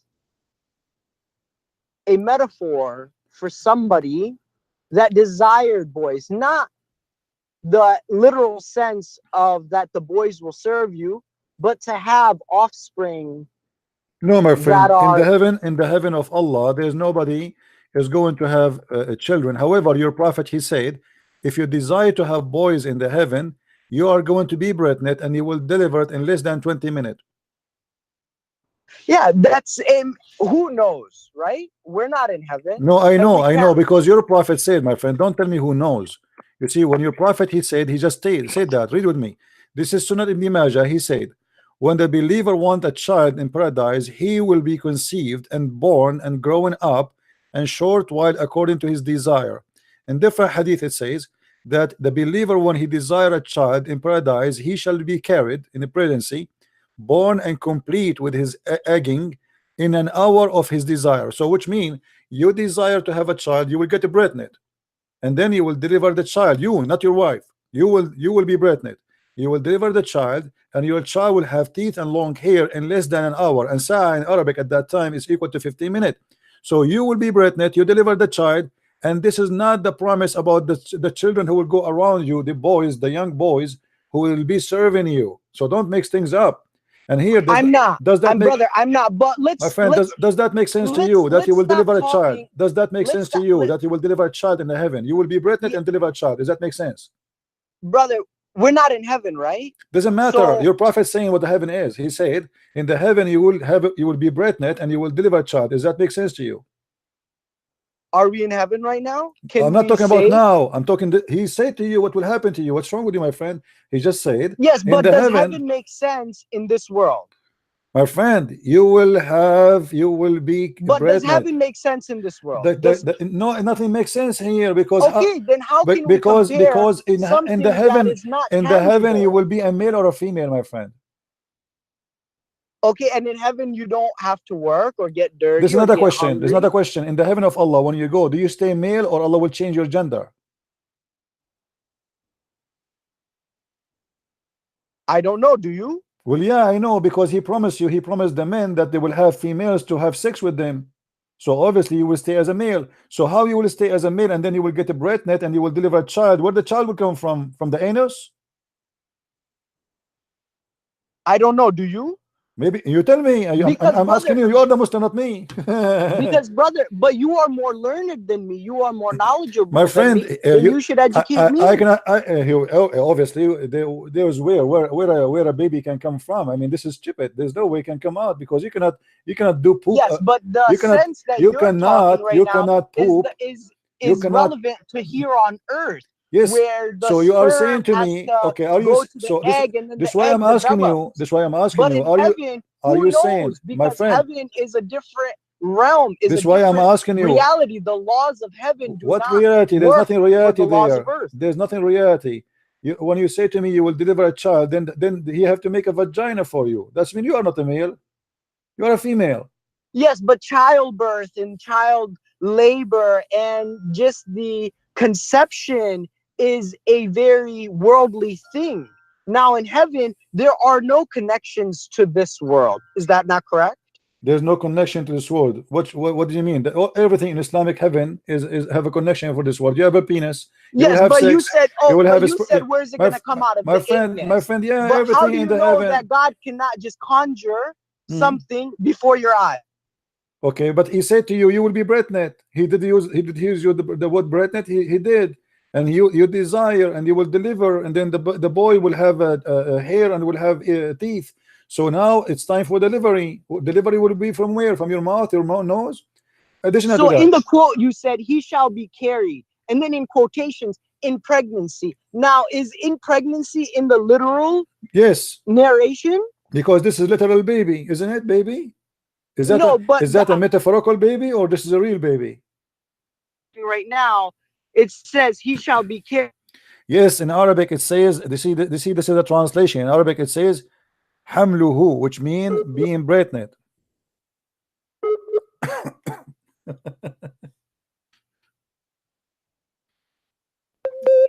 Are you there? Are you there? Okay, Okay. yes, I'm here, brother. Okay, brother. So you in the verse. So let us that go. you have Forget about chosen- this. Forget about this. Give me No, one because thing. I want to speak more about this because it's now become apparent to me. We are now trying to use worldly attributes in heaven, which does not work like well, that. why? Okay? Aren't you in the heaven? Are you going to stay a man physically, or you will be a man spiritually there? Is your penis will be a spiritual penis in heaven, or will be a real penis? As in the reproductive Hmm? sense, or in the Anything. What pleasure. will change on you? Nothing will change in the heaven. The only thing will happen, you are going to be more sexual. Your prophet, he said, you will have 70 years orgasm, and your penis will be endless. So what? Yes, these are all metaphorical. This things, is not brother. These metaphorical. are- What do you mean? Okay, give me the metaphorical of endless penis. It is to say that your desires, My what friend, you no. want Endless penis gonna is be not endless. granted. He can say endless desire because endless penis is not endless desire. When I say you have in this penis, what is the metaphorical for? Give me a reason. Okay, you're saying that the pregnancy and the carrying of the child and in the act of, you know, reproduction or sex or whatever, you know, these are all things that are relevant to here on this earth, in this world. But when we speak about heaven, this is something that is not relevant to the laws and to the nature of this world. Is that not correct? My friend, what is the nature of the world have to do? I mean, what the difference between the nature of this world and nature of heaven? Because heaven is not of this world. Okay, the heaven, no, the heaven of your God is the same as this world. Nothing changed. Okay, You will. okay, Let me ask you. Let me ask you. Okay, Are you let me going? ask you this. Are you going So to eat? how can Do you a have child food be there? born? Do you have food there? Do you have food there? Yes or no? Do you have food in the heaven I of don't Allah? know. I don't know. What do you mean you do not know? Do we? Isn't it? Isn't it the Quran describe for you that you will have an open buffet, and this buffet have only bird meat, right? Only bird meat. So in the heaven you have, and what you will have a certain kind of food, and you will eat it, and you have a fruit, and only he described for you a couch and fruits and grape and wine and milk. So what is different? All those things we have them here in Las Vegas. Yes, but in heaven, do you die in heaven? Well, I believe you will die in heaven more than in earth. Do you? So are you? So what I'm trying to understand right now is why you continue to use law, like, you know, like I want to say like worldly attributes to something that is not even relevant to. My friend, it's not me. It's not me who is saying that. It's your prophet. He says, Yes, but you in were the earth, you were in the taking, earth, okay, in the it earth says, we have it said orgasm. Your prophet, he said it's orgasm. Carried, and then in the quotations it says in pregnancy. Now, is that in the narration? This is something that I believe is, you know, a human nature to make sense of things that we do not understand. Okay, Right? let me ask, Mister, you don't understand, Mister, you don't understand. What kind of women you will have in heaven? Are they real women or plastic or silicone? I don't know. What do you mean you do not know? If somebody desires to have, I don't know. If it's real, if you desire real women, then of course you'll have real women. Okay, what if you desire plastic women? You will have plastic women too? Sex toys, let us say. Oh, sex toys, then I don't know. If that's what you desire, then sure. But why would you need to go to such a low form in an inanimate object for your pleasure when you're in heaven? Anything that you desire is yours. But okay, so this whole conversation and topic that we're on about heaven, you keep bringing back things that are relevant here and then trying to assert them in heaven. Okay, brother, first let's come to a common ground that what happens in heaven is not bound by human things and by human nature. I want you to read this verse for me, this hadith for me. Sure. Because you are saying if we speak about sex toys, it's a low human form. So why your prophet promising you that, saying that in the heaven there's a market of sex toys, and those sex toys, they come into reality when you sleep with them. They are images of men and women, and then you jump inside the image and you have sex with the man or the women, and the customers are men. So you are a man who go inside that store, Playboy magazine. They have images of men and women. Then you like an image, let us say, of Michael Jackson. Okay, then so this is once again, I believe, a metaphorical thing. If you desired a woman with blue hair and gold eyes with gold skin. My friend, And don't if you want that, go though, you don't can go, get don't go. it. Hold on. It says images of men and women. What metaphorical about it? Images in the heaven, in the paradise. There's a market. What is the market metaphorical for? Go ahead, try your best. There's a market. Market, as in what we understand as when we go into the store, there are shelves and aisles lined with goods and merchandise. Right. So in that sense, for us as humans to understand what God is conveying Is in your his God Allah message speaking to you? Allah speaking to you, and you are a human, right? So he's using the word market. If it's not market, he will not say market. He don't have to say market. He can say something else. Yeah, but this is something that humans can understand. No problem. Thank you very much. Recognize. So this is a human can understand. So Allah is choosing the correct word. He chose market because this is what it is, market. And what is inside the market? There's no buying nor selling except, which means there's buying and selling. So in this market, it's a real market because now we are talking about buying and selling. Selling what and buying what? Images. It says it's Images. in the verse that you have on your screen right now.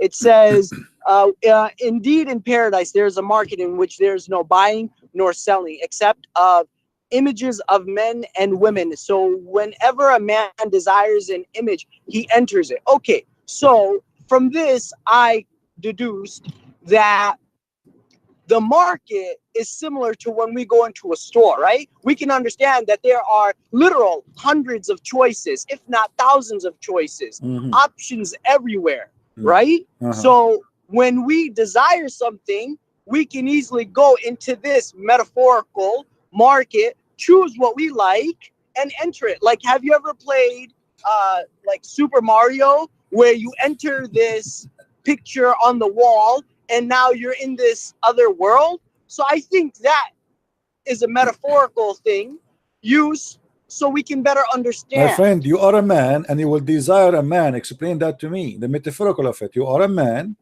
and you will desire an image of a man. What does that mean? Yes, but does it say anywhere that there's gonna be that they will have sex? Yeah, this is about sex, because this is about sex. Description of paradise. In the heaven, what you would desire the image of the man to do what with exactly what you would do? You tell me. I don't know, you tell me. You're the This is one that about brought sex. this The verse whole up. thing is about sex. The whole Where thing does is it about say, sex. where does it Because say you sex? desire it. Does Desire is a does ishtaha desire in mean Arabic. sex? In Arabic, my friend, you see the translation says desire. In Arabic, it says ishtaha. Ishtaha is a sexual desire. So if you ishtaha what? Ishtaha a man. So if I have a desire for a fruit, I obviously I want to eat it. If I have a desire for a woman, obviously I want to have sex with it. So when we say that Is that true for everyone though? What if a man my desires friend, a you woman tell me, just to have you desire a with? man. What conversation? What are you talking about? Allah will send you to heaven to have a conversation with a man? If you desire You it, are if you funny, my desire friend. friends. You are funny. Okay, my friend, you are very funny. Now so until now we did not find one thing makes sense in Islam. You call me 15 minutes ago or 20 minutes ago and you said to me Islam makes sense, but until now I could not find one thing makes sense. Let me ask you, okay, listen. I'm comparing it to Christianity. No. Let's go back to my first point where you need Jesus for forgiveness. I said it right there. So if we need Jesus for forgiveness, then how did God allow Adam to ask for forgiveness and then be granted the forgiveness? You see, now, you forgot that Jesus, we, okay, hold on. You forgot that for us, Jesus, hold on.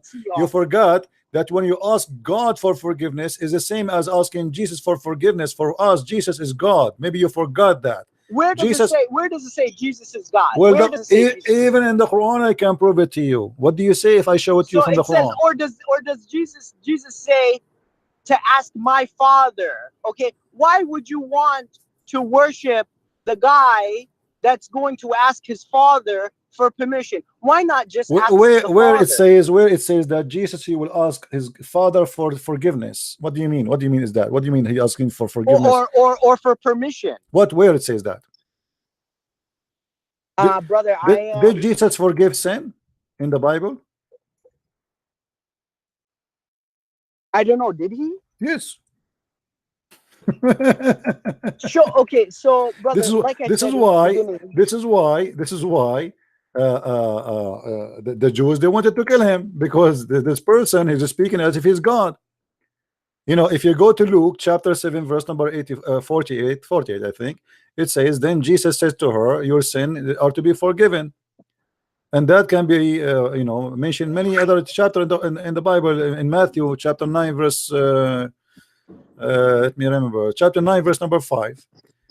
It's you know, when he said that your sin is forgiven, and the Jews, they were looking at him and they said, this guy is talking about your sin is forgiven. So Jesus says to them, which one is easier, to say to him your sin is forgiven, or carry your bed and walk, get up and walk? So the Jews, that they could not take it that he is saying to the person your sin is forgiven. And Jesus, he wanted to show them that not only I have authority to forgive sin, for I am God in earth. Here we go. Which one is easier, to say to him your sin is forgiven, or say to the man who cannot walk, okay, carry your bed and walk? The guy is in disability, he cannot walk, he carry his bed and walk. Okay, so you're saying that Jesus, peace be upon him, is God, right? Absolutely.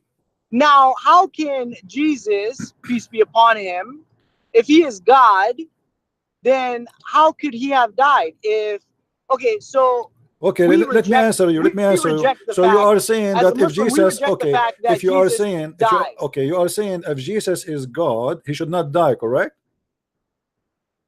That is correct. Okay, that's mean Jesus is God in Islam, because in Islam, Jesus until now did not die. Jesus had the holy ascension. He was No, don't change your topic. great. You are the one who said to me, if Jesus do not die, we will believe in him that he is God. No, that is not that. Well, is you are the not one who just said the to me only that reason. you are the one who said to me, we as a Muslim will reject Jesus to die, and then you said to me, how God can die? Then I said to you, well, if this is the case, then in Islam Jesus must be God, because Jesus did not die until now, since 2000 years ago. Same time, Jesus, when you say to me, Jesus, peace be no, upon him, hold on. When prayed you to say to God. me, Did he not? when you Did say to me, Jesus not pray to God? hold on. When you say to me, God died, who said to you that? Who said to you that God died? The Christians, don't they No, say we that don't. Jesus No, we died don't on the say cross? that. No, we don't say that. God is always alive, never die. Yeah, What? of course. Same as us Muslims. No, we your believe. Muslim is dead already. He never been alive. Our God is always alive. Your God never alive. And I'll prove it to you. When we say that Jesus was crucified, they killed the flesh of Jesus, but the existence of Christ is long before the flesh. This is why Jesus said, before Abraham I am. So before Abraham I am, he was exist, even though there's no flesh of Jesus exist, yes. So that's mean his existence have nothing to do with the existence of the flesh. So they killed the flesh, but the existence of Christ is still have nothing to do with it. So they killed the flesh of the man, but they cannot kill God. Nobody can kill God. Jesus, he showed them that even if you kill me, even if you take me to the grave as a flesh, I come back to you, for I am God, and nobody can overcome God. Now your God, your God never been alive. Prove to me that your God is alive. Can you prove it?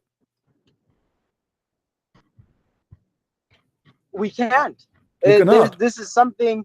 This is something I believe is called, the leap of faith. Okay, you can't be a believer without fully having faith in the Okay, fact let me that ask God you. is here. Let me ask you. Your living God, can he say stupid things, or always he say smart stuff? Okay, brother. So Is your I God is a smart God or a stupid God? of course, he is the all-knowing. Okay, the all-knowing. How much he do not know that the women, she don't have a sperm, and he think women have a sperm coming from their ribs. Where are you getting this from? This is a chapter 86, verse number 6 and 7. You can read the whole chapter if you want. Okay, brother. So I am very intrigued. Unfortunately, I'm out right now. I would love to have more conversations with you, because as I am speaking with you, it is helping me learn, and I'm becoming educated. I have not finished the Quran, not even a tenth of it, let alone the Bible. So speaking with you, it has educated me a lot. There are some things that I would like to talk more upon, and there are things that I would like to learn more from. So we will save our conversations for another night. I want to thank you for this talk. But before I leave, I just want to know where in the Bible or in any scriptures does Jesus, peace be upon him, say, I am God, worship me? I can show you tons of verses, but you are saying you want to leave. Sadly, Yes, I suddenly have to go, brother. okay, no I am in problem. front of. You see, I don't know, like you have time to listen about Jesus where he said, I am God. I can show you tons of places. Jesus said, not everyone says to me, Lord, Lord, will enter the kingdom of my Father, which means not everyone, but there's many who say to me, God, God. So Jesus said many places. Jesus said to the Jews, what do you say of a Christ? They said he's son of David. And then he said to them, if he is a son of David, then how David called him my Lord Jehovah? So yes, my friend, they lie to you and they say to you, Jesus nowhere in the Bible says he is God. Muslims are copy paste, but nobody, they do not know their own book, they do not know our book, and then they want to school us about their book and our book. That's wrong. And as you see, you know nothing about your Quran, and yet you repeat the same questions Muslim they ask us, where Jesus says, I'm God, worship me. Why? Because nobody want to see. It's in the front of us. The whole Bible is saying that Jesus says, I'm God, worship me. The whole Bible, you know. And when Jesus, now I just quote for you the verse in Matthew as an example. In Matthew chapter 9 verse number 5, when Jesus said to the Jews, and verse number 5 and 6, that's you know, I forgive the sin of this person. And the Jews, they were wondering how he can forgive his sin. Now if I ask you, who can forgive sin? Can you forgive sin? No. Can Muhammad forgive sin? No. Can I forgive sin? No. Who is the one who forgives sin? God. Jesus forgives sin, and not only that, he have power over nature. He said to the man, carry your bed and walk. So don't be the same as the Jews, and don't be the same as the Muslims, who they are copy paste and they have no idea what they are talking about. Jesus was crucified for he claimed to be God, not for he claimed to be a prophet, because he did everything a prophet can do, even more. He did amazing miracles. So why he will be killed? Doesn't make sense. They wanted to crucify him for a reason, because he committed a crime. What is the crime? Okay, so brother, you said it was John verse number 5. What John number 5? No, Matthew chapter 9 verse number 4 and 5 and 6. We can read them In the book of John. in book of Matthew. Okay, in book of Matthew. Okay, book of Matthew. Repeat that one more time. About the sin, yeah, right? Talking about the sin. Oh no, where Jesus said that I am God. Matthew chapter number what? There is many verses Jesus speaking about I am God. All of them. Yes, but You see, specifically okay, Matthew. okay. You want me to show you verses Jesus saying I am God, like just saying I am God, right? It cannot be Jesus saying anything except saying I am God, correct? So if Anything similar. so if I say to you now I am God, just by saying that, that would be enough for you to accept me to be God, correct? Sure, but let's go back to No. I'm asking you. If I say now I am God, is that would be enough for you to believe that I am God? of course not. Okay. So when Jesus, if Jesus he said I am God, that will convince you that he's God, or still of course not? I'm sorry, say that again. If Jesus said to you I am God, is that going to convince you that he is God? No. Okay, so why you Muslims, you try always to say, show me where Jesus said I am God, if that will not change anything for you anyway? Is that just to play a game, to avoid the questions, or to avoid a conversation which is embarrassing? No, I can ask the same thing for you Christians. If Jesus did not say that, then how can you say that Jesus is God? But I just said to you, if I show you, is that going to is that going to make a difference for you? No, but I can say the same thing for you Christians. What do you mean? I mean that if you believe that Jesus, peace be upon him, was God in flesh on earth, then why do you believe this if there's no evidence? I can say the same thing for you. Well, I have evidence, because the Bible is confirming that Jesus, he can do things nobody do. Now, which Bible are we talking about? The Bible that has been changed, or the original Bible? Okay, hold on. You see, you are changing topics, and now we can go to the Bible with change. If we go in the Bible and we say that the Bible is a change, that means the Quran is a stupid book, because the Quran confirm all the miracles what Jesus did, including resurrecting people from death, including. Of course, because so why you are saying to me? Why you are saying to me which Bible? So now we have confirmed. We have confirmed. Hold on. We have both of us. We have no. Hold on. You see, let us go back to what you said. I said to you, Why I will believe that Jesus is God? Because if he say he's God and he did what God can do, that confirmed that he's God. And you said to me, based on what? The Bible which could change? I said to you, the Quran Yes, and confirmed. Muhammad did Please, miracles as please. well. Muhammad we never call did a him miracle. God? Muhammad never did a miracle. Don't go. So if we go now in the Bible and I show you Jesus saying, I am God, in the same time, Jesus saying clear, doing miracles of God, is that will confirm to you that he's God or not? Be honest. Brother, many prophets did miracles. Did My that make friend, them my God? friend, your prophet, he did zero miracles, and none of them did miracles except limited to what he can do. As an example, none of them can forgive sin. That is a miracle too. None of them can create from the mother bird, because that is a creation. Nobody can give eyes to a blind man, that because that is a creation. Nobody can do what Jesus did. You have a chapter in the Quran, it's called the chapter of the table, which is Jesus, he feed thousands of people from few fish, which means he can multiply fishes, he create fish. So we have a Is that lot of, Jesus or God? this is Jesus, my friend, this is Jesus, this is not your God. God can do nothing. Your God, he's stealing the miracle of Jesus, placing them in the Quran to say I can do that too, but your God cannot do that. Your God said to Muhammad 3 times read. Muhammad cannot read still. Jesus said to the man walk, the man walk, but he cannot walk, but he made him walk. Your God squeezed Muhammad 3 times, ordering him to read. Did he make him read?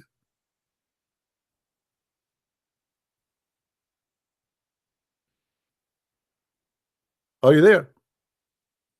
I'm here. I'm listening. Okay. If we go in the Bible, if we go to chapter in Matthew chapter 7, verse number 21, it says, it is not everyone says to me, my Lord, who entered the kingdom of the heaven, but the one who does the will of my Father. People, they will say to whom, my Lord? They will say that to Jesus. There we go. He lost connection. Do you hear me, my friend? Brother, Okay. brother, I want to thank you for your time, but unfortunately I have to go. We will continue this another night. No Jazakallah problem. khair. I hope you will leave Islam before the end of the coming week. Call me back again and you will leave Islam. You will see. Definitely, we will talk more about this. Definitely, I agree Jazakallah with you. khair. Thank you very Barakallah much. feek. Take care. Take care. Definitely.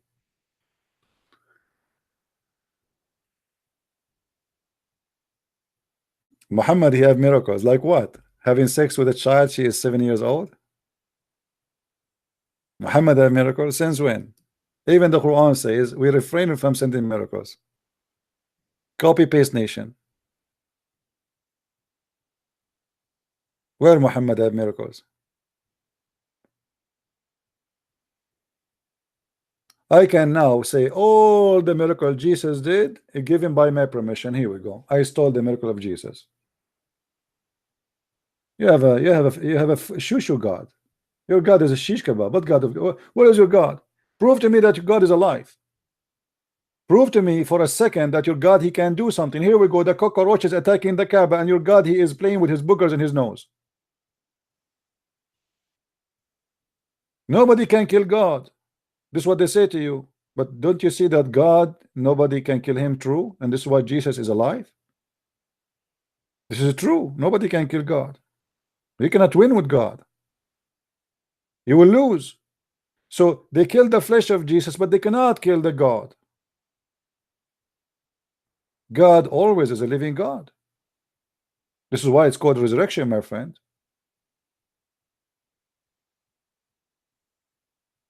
They killed the flesh. But does that mean that there's no God when Jesus was as a flesh was killed as a man? That's not true. Even we as a human, when we die, we believe that our spirit is alive. We die by body, but our soul is living soul. So if this is happening for us and we believe in us as a human that we have such a feature, what about God? Our God, my friend, is a spirit, not like your God who is a physical being. So our God, when we speak about him, his existence have nothing to do with the second of the existence of the flesh. This is why the Bible says from the beginning it was the Word, and the Word was with God, and the Word is the God. So the existence of the flesh have nothing to do with the existence of the Word.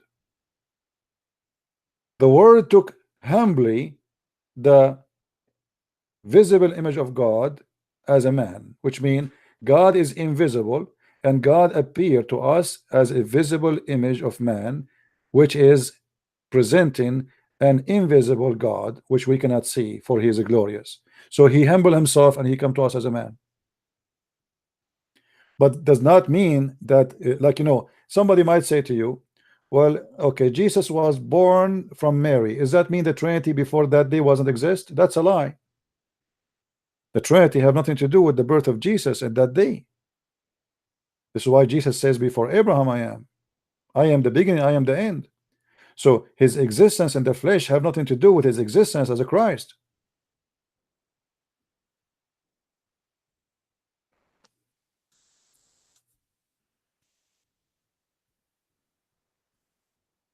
And yet the Muslim, they say to you where Jesus says I'm God. Why? Because some Abdul, they told him, brother Tommy, brother, I telling you it told me from the Bible, one place in the Bible it said that Jesus said I'm God worship me. If you read the whole Bible, you will not find one verse in the Bible said I am God worship me. And I tell you to tell me that. And now the Christians, they start quoting for Zakir Naik tons of verses. Jesus says I'm God, worship me.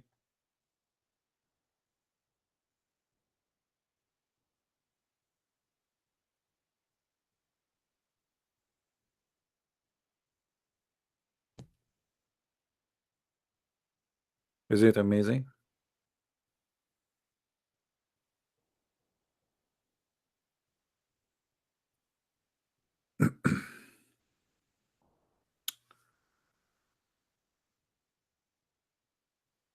Any Abdul?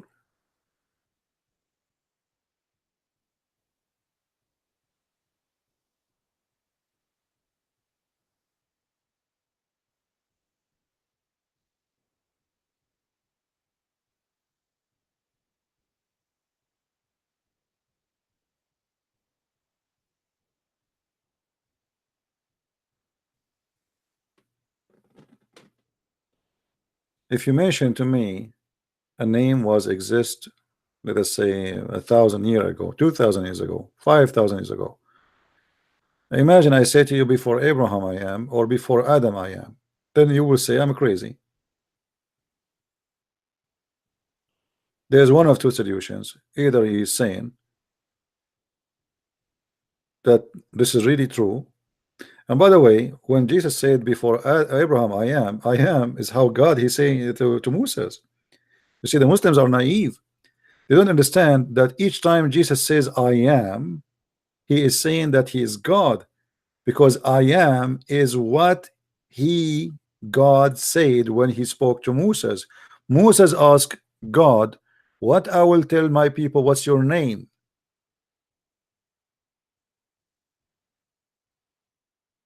What I will say to my people. This is exactly what God he gave himself as a name. I am. So each time Jesus says I am, he is saying I am God. What is the name Jesus or God he gave himself to Moses when he spoke to him? I am. He didn't say David, he didn't say Allah, he didn't say anything. So because of their ignorance, they do not know that Jesus is saying I am God.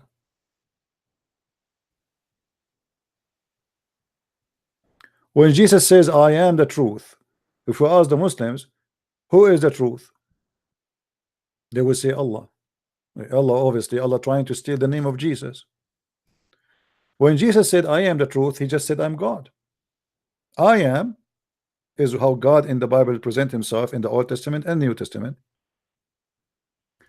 and the truth is God, for no truth but God. And this is actually one of the names of Allah according to Islam.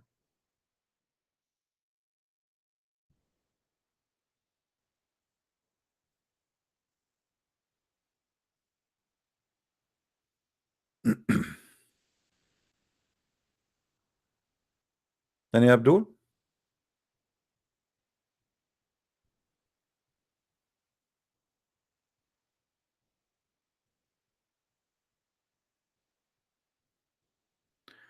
My colleague says that Jesus has already here in India, as is prophesied in Islam. Where is prophesied in Islam that Jesus will go to India?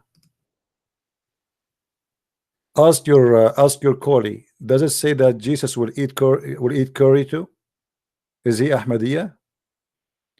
The Ahmadiyya are a bunch of foolish people. They follow a fake false man who said that he claimed that he was married for 3 years. Imagine, and then he became Jesus. He was married 3 years and then he became Jesus. Hmm.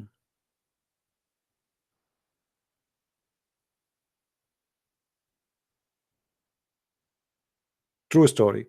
And look how the Christian, they got this guy Ahmad Mirza Ghulam busted. Anyone knows what they did to him? Anyone knows what they did? Because Ahmad Mirza, he claimed that he is the Messiah. The Christians, the guy, one day he opened the door of his house and he found like 40-60 people in wheelchair and they cannot walk. And they said to him, if you're Christ, do what Christ do. He said, no, sorry, I cannot do that.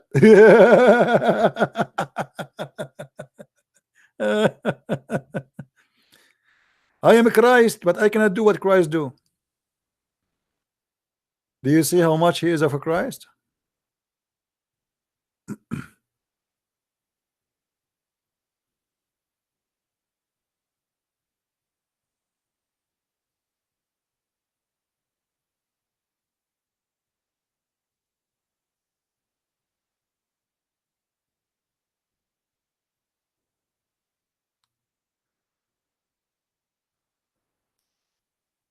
Hmm?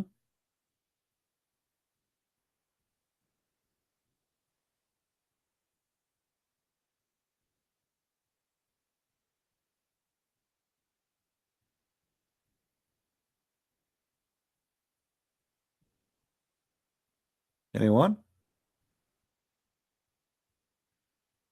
The Messiah, according to Muslims, they have their own funny interpretation because those are words that they stole from us. They don't know what they mean. You know, Messiah is not an Arabic word. So the Muslim, they try to find a solution. What is the Messiah? What is the Messiah? So if you go and read, try to find the interpretation for the word, the Muslim, they say because he have a flat feet.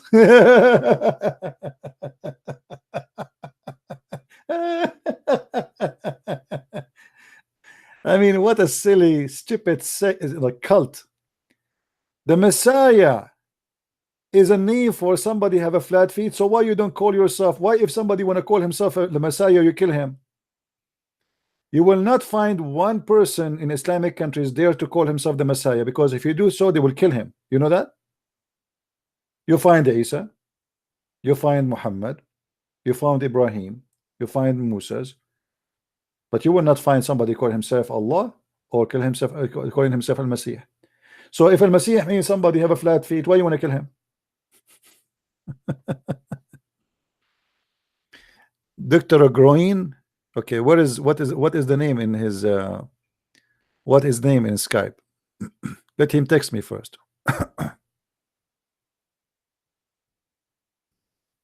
Let him say hello for me first so he can call me.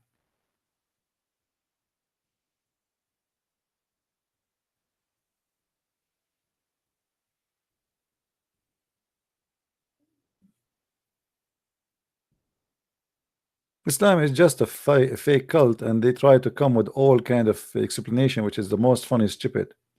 They do not know what Moses mean, they do not know what Abraham mean, they do not know what Jesus mean, they do not know what Injil mean, they do not know what Torah mean, they do not know what even the word Quran is wrong. In Arabic there's nothing is called Quran. This is a word coming from the Aramaic. Everything in this they don't even know why Muhammad, his name is Muhammad. How in the world you call a man, he's a prophet of God, Muhammad? Because Muhammad is a name of God. Muhammad means the praised one. So if this guy is the praised one, who is praised to? Allah?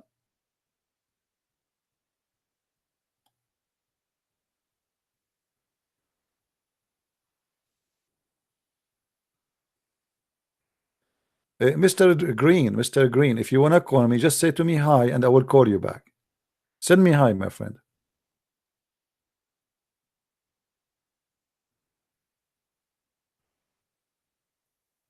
There is somebody he tried to call many times, but it might be somebody wanna scream and shout. Let us see this guy.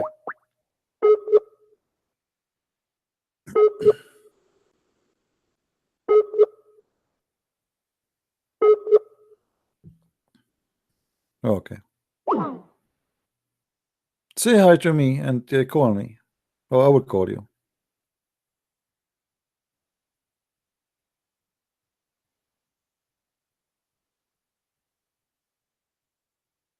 I never found Muslim. He can explain to us any verse in the Quran. Here we go. I can flip the page of the Quran for you from now until tomorrow, and I change any Muslim to tell me what this verse is about.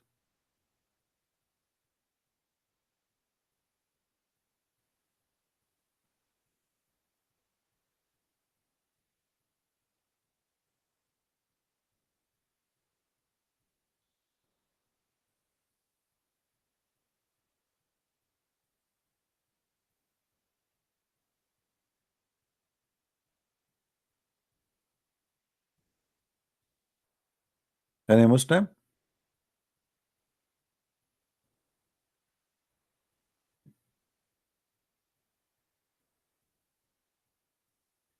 Who is a beautiful Muslim or handsome Muslim who would like to call us?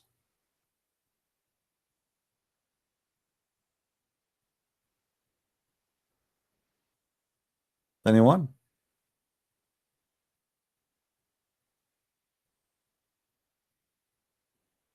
Okay, look like we are out of them.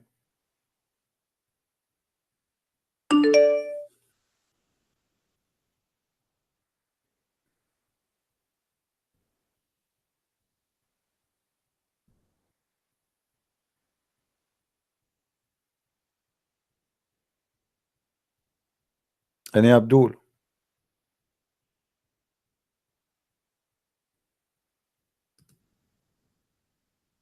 No Abdul.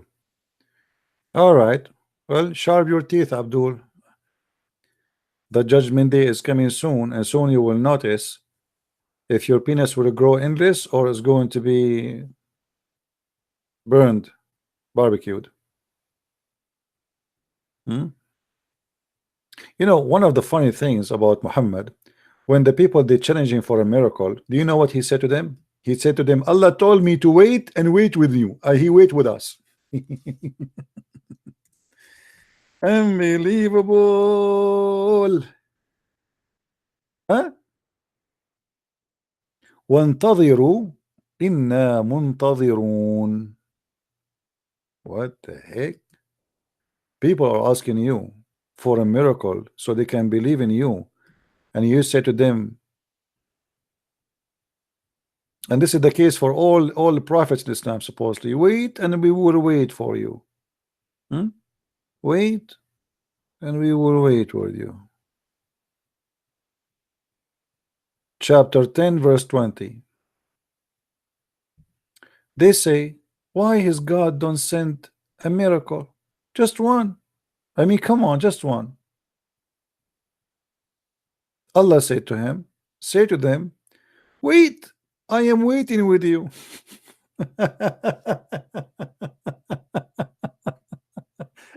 We are waiting still, my friend. We are waiting until now. What kind of God? He said to them, wait, and I'm waiting with you. All what the people want, a miracle. Why your God don't show us a miracle? Stop talking, start doing. Show us a miracle. If you are a prophet, true prophet, let your God support you. And this is the answer. Wait, I will wait with you.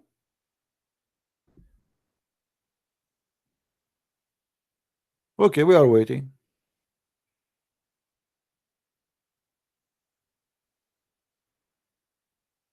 My friend, can you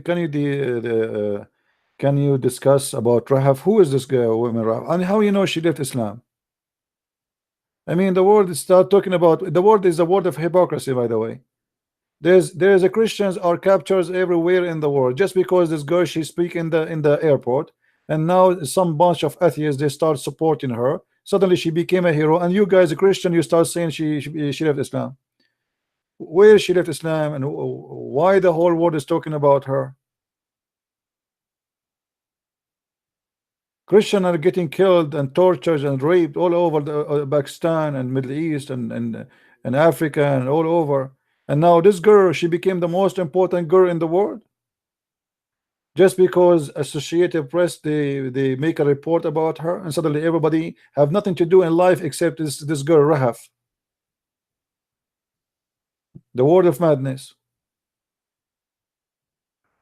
That's it. All the Christians are getting killed. We forget about them. We are busy with Rahaf.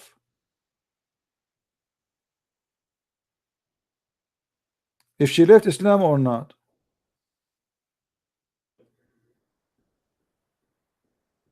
The whole idea, this is a propaganda. Because the girl, she is from Saudi Arabia, Qatar, she's sponsoring anything will make Saudi Arabia look bad. So the second they heard that a Saudi girl, she ran away from her family, she asked for asylum, Qatar right away starts spending money all over newspapers, attack Saudi Arabia and use the same as what happened with Khashoggi.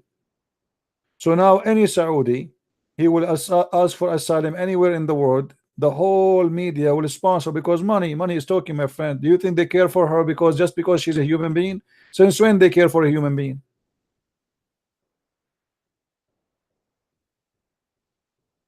Jamal Khashoggi, the one they defend day and night, he himself is a terrorist and he was a member of Al-Qaeda and he fought with Osama bin Laden and he was a member of the Saudi intelligence. Suddenly he became a human being. He is a citizen. He is a nice guy. He is an author. He is a writer, and he worked in Washington Post. And the people are naive. They are like goats. They follow the news. Here we go. Rahaf became superstar.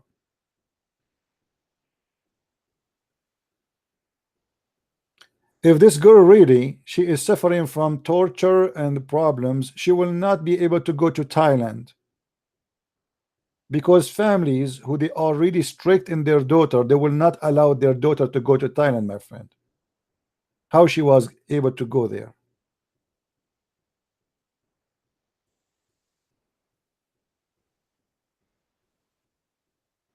But anyway, and you know, for me, I don't take a side, not because she is a Muslim, and now I say, okay, we say she left Islam, which I never heard her saying she left Islam. Did she say that? Did you hear her saying she left Islam? Anybody saw a video of her saying she left Islam?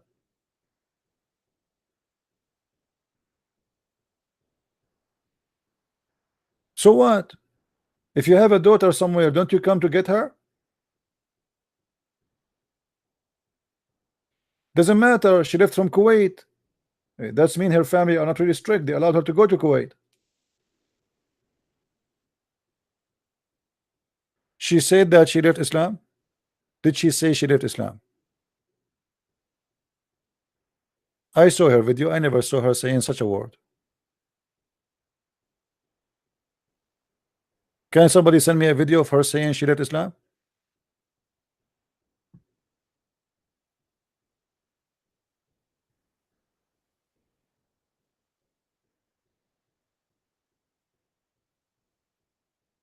No. Sami Tunisi is saying no, he did not see that. Yeah. Anyway. Okay, show me the video where it says she left Islam, my friend. I did not see that.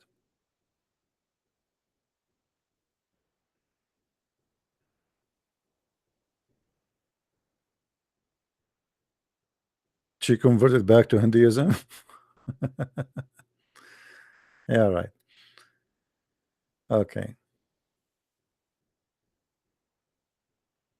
But anyway, this is how the media they drive the crowd. I mean, look at you now. You are so upset for what about this poor woman? You know, she is in jail for 15-20 years in Pakistan, and then they release her and they want to kill her. I mean, 20 years in jail and nobody spoke about her and nobody cared. What about you save her? She was in jail in Pakistan. What about Christians who they are executed in Iran every day for they left Islam and they became Christians?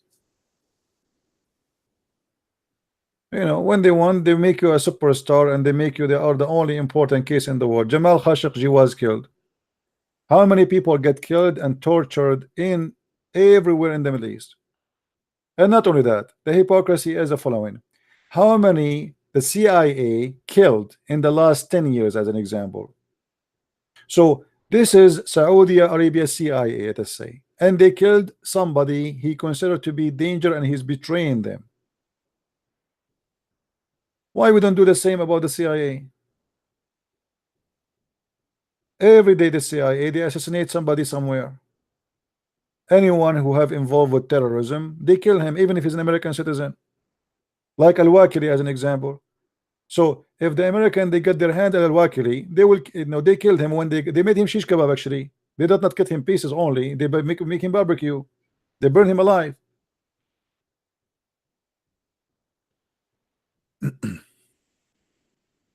All countries in the world, they kill and they assassinate. All Islamic countries, is true, they have no value for a human being, but don't think that Western countries, they are really too much a value of a human being. When it's come to somebody is a risk for the country, they kill him too. Khashoggi is preparing for a coup against the royal family in Saudi Arabia, and he is a Muslim Brotherhood. Khashoggi defend always the Muslim Brotherhood, that they are the only solution for the Middle East. So Khashoggi simply is a terrorist. The Muslim Brotherhood is the one who killed Sadat. Why they killed Sadat? Because he signed a peace agreement with Egypt. So how the group who sign, who say, and their flag, by the way, that the Muslim Brotherhood, وَأَعِدُّوا لَهُمْ, prepare for them. This is the logo of them. Prepare for them what? Your arms, your horses.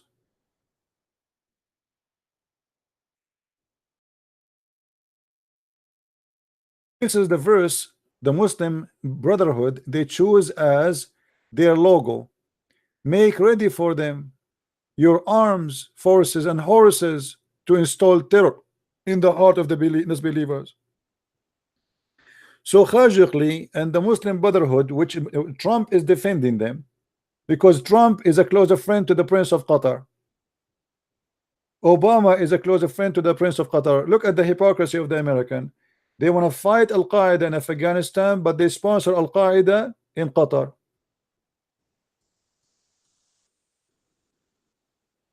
And the American, they have no idea what's happening. Trump said that we finished war in Syria because we destroyed ISIS. What about Al-Qaeda? There's more than 80,000 fighters of Al-Qaeda in the north of Syria right now. And Trump, he says we finished the war in Syria. Since when? Hypocrisy. Suddenly Al-Qaeda is our friends, and now we don't want to kill them no more. All of them are the same thing. The whole idea is, why we want to destroy Al-Qaeda in Syria? Give me a reason. Let Al-Qaeda fight with Iran, because now we have Iran in Syria. So let them busy fight each other. This is the whole point. Wisdom of let the enemy fight each other. You know, the wisdom of their own way of thinking. But are we done in Syria? We are not. No, Trump is better than the rest. You know, we have to admit he is way better than them. Actually, he is not a puppet. No, it's the opposite. Trump is a person nobody can predict what he will do, because he is not a puppet. Puppet is the one you can control what they will do for the coming few months, because you give them agenda and they will go by the agenda. This guy, he have his own agenda. Even his own ministers, they cannot agree with him. This is why they keep resigning, because he is not to be driven by a leech. He have his own way, and he have his own decision, and he don't care about the rest. Let us say he have a mentality of dictator. So he is not a puppet. But what I am saying, that Trump, at the end of the day, he say things which American like to hear, but doesn't mean this is the truth. We are not done in Syria. And why you allow the Turkish to come and take over the Kurdish? The Kurdish, they fought with you, they fought ISIS, and they trusted you, and now you leave them alone. So you sacrifice them just to make the Turkish happy? You know? So there is many stupid things in the world people do, but at the end of the day, if the media wanted Trump to look like a KKK, they will make him KK, and they did already. But Trump, he helped the black people as never before. He signed laws for the sake and for the benefit of the black people in America. Nobody did before. But yet it doesn't matter what he do. Trump, he came, America was the economy was collapsing. This guy, since he came, the economy is going crazy. But still is not enough. You know, that's it, because they want to make him the devil. So the media, don't follow the media, my friend. Be honest. When Trump he do something wrong, I say he do something wrong. I don't decide by what the media say. As an example, I say Trump, he made a big mistake by hiring his family to work in the government, because that make it like a family business. This guy, he think America is a corporation. He's a businessman. So his son will take this, his daughter will take that, and his brother, his son-in-law will take that branch. This is not a corporation. This is a country. That is a big mistake to do. So when he do mistake, we say it, but not because the media they say so. But is he better than the rest? I assure you that the shoes of a Trump is better than all the presidents before him. Way better.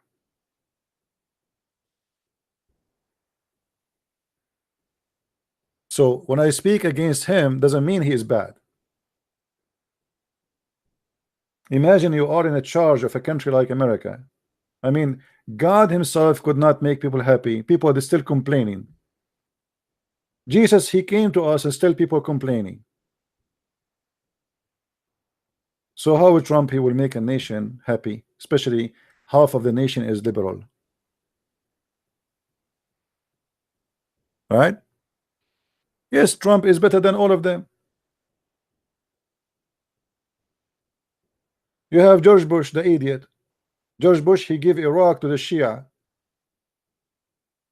He gave it to Iran. As simple as that. What do you want more? Obama, he gave Syria to the Shia. He gave it to Iran. What do you want more? And now you will blame Trump. Anyway, madness.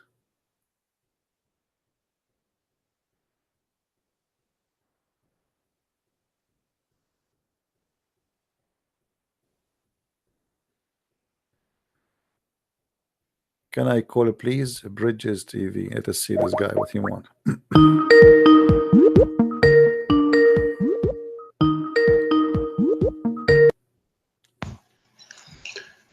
Hey, Prince.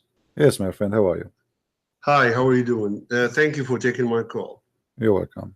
Are you a Muslim, my friend? No, sir. I can be called X, but no, I never accepted Islam. I born in Middle East. All right. And one of the luckiest who never took Islam, never believed in it, and surprisingly never said Shahada. But I left Middle East way early and reside in US. That's good. What do you want to say to us, our friend? Thank you. First, I just actually learned about you recently, and I was so amazed about what you're doing, and you're doing a great job. Amazing job to expose. By the way, I'm atheist, but I will stand with every single one, with every single religion, and any belief except Islam, as long as you accept to live with others peacefully and respect other wishes. Islam, the only cult who reject and subjugate and despise everyone else. I'm calling really to say thank you for what you're doing, and would love to be with you. I'm not debating or anything. Would love to be here with you if there's any Muslim want to talk about Islam and the self-proclaimed prophet Qatham bin Amina. Mm-hmm. So-called Muhammad, which is you mentioned a few minutes ago. Amazingly, you described it as the praised. And I have, if you want to have a couple of, if we can go with the question and answer, but I have two theories about Muhammad name, if you guys want to hear it. Go ahead, we're listening. Thank you. First, Muhammad, as you said, called the praised, which is like the thankful. I think you speak Arabic, right? Yes. Yes, sir. Kathir al-hamd, the one who prays a lot, right? It's not a name. It's a sifa. It's someone you can describe someone as the one who prays a lot, which is Muhammad. And to tell our brothers and sisters, victims of Islam, and also that we need to mention, Muslims are the very first victims of Islam. Muhammad never been named Muhammad. He was Qatham and from unknown father. After 4 years of so-called pregnancy, I don't know if people know about this, and Muslims believe in that till today, actually, because a lot of people don't know Amina, the mother of Muhammad, was, you know, they call it the Red District, the red flags at that time in Arabia, do business like sex business. Of course, I'm not against it. She's free to do whatever she wants, but the fruit of that was Muhammad himself, Qatham. So the name came, there are two stories. Stories, I heard it from very ancient Christian family. Can you still hear me, sir? I do, go ahead. Yes. Yeah, Muhammad, for the name came, this is the first theory, from, if you also understand Arabic, if you can help me with this too, from Muhammad, the one who baptized, Muhammad. So in order for Qatham, the rejected person and used to live in Mecca, which is, I have another theory about Mecca. Muhammad was, or Qatham, in order for him to marry the rich merchant Khadija, he must be Christian, because at that time, and even today, you cannot marry a Christian lady without going to church. I mean, it's a tradition. But at that time, it's more tradition. So Qatham, he got to baptize, he got to Yata'ammad, Muhammad. So you got my point here so far? Because you speak Arabic, I think you understand what I'm saying. Yeah, he is saying that in order to marry from a Christian woman, you have to become a Christian, as simple as that. Yes, but to be Christian, the word is Muhammad. Yeah, to get be baptized. This is exact word, Muhammad, which is similar to Muhammad. So then after he married her, that guy who called Qatham, and now AKA Muhammad, Rasulullah, I don't know which Allah, he became the one who Muhammad, the one who baptized. And then the name took over with time and become Muhammad. Okay, that's one theory. The other theory, of course, there are two theories that Muhammad never existed or Muhammad existed, but they put a holy crap on him later on. Sorry for the word.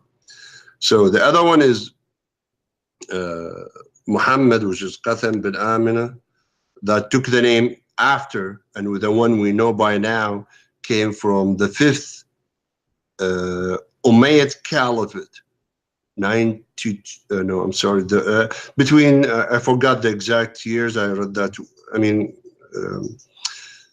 I think 92 years after Muhammad, the 5th Caliph. Help me with the name, please. You're talking about who exactly? The 5th Caliph, the Umayyad Caliph. Abdul Malik bin Marwan, you mean? Abdul Malik bin Marwan, yeah, sorry. I read so much about this cult. Yeah.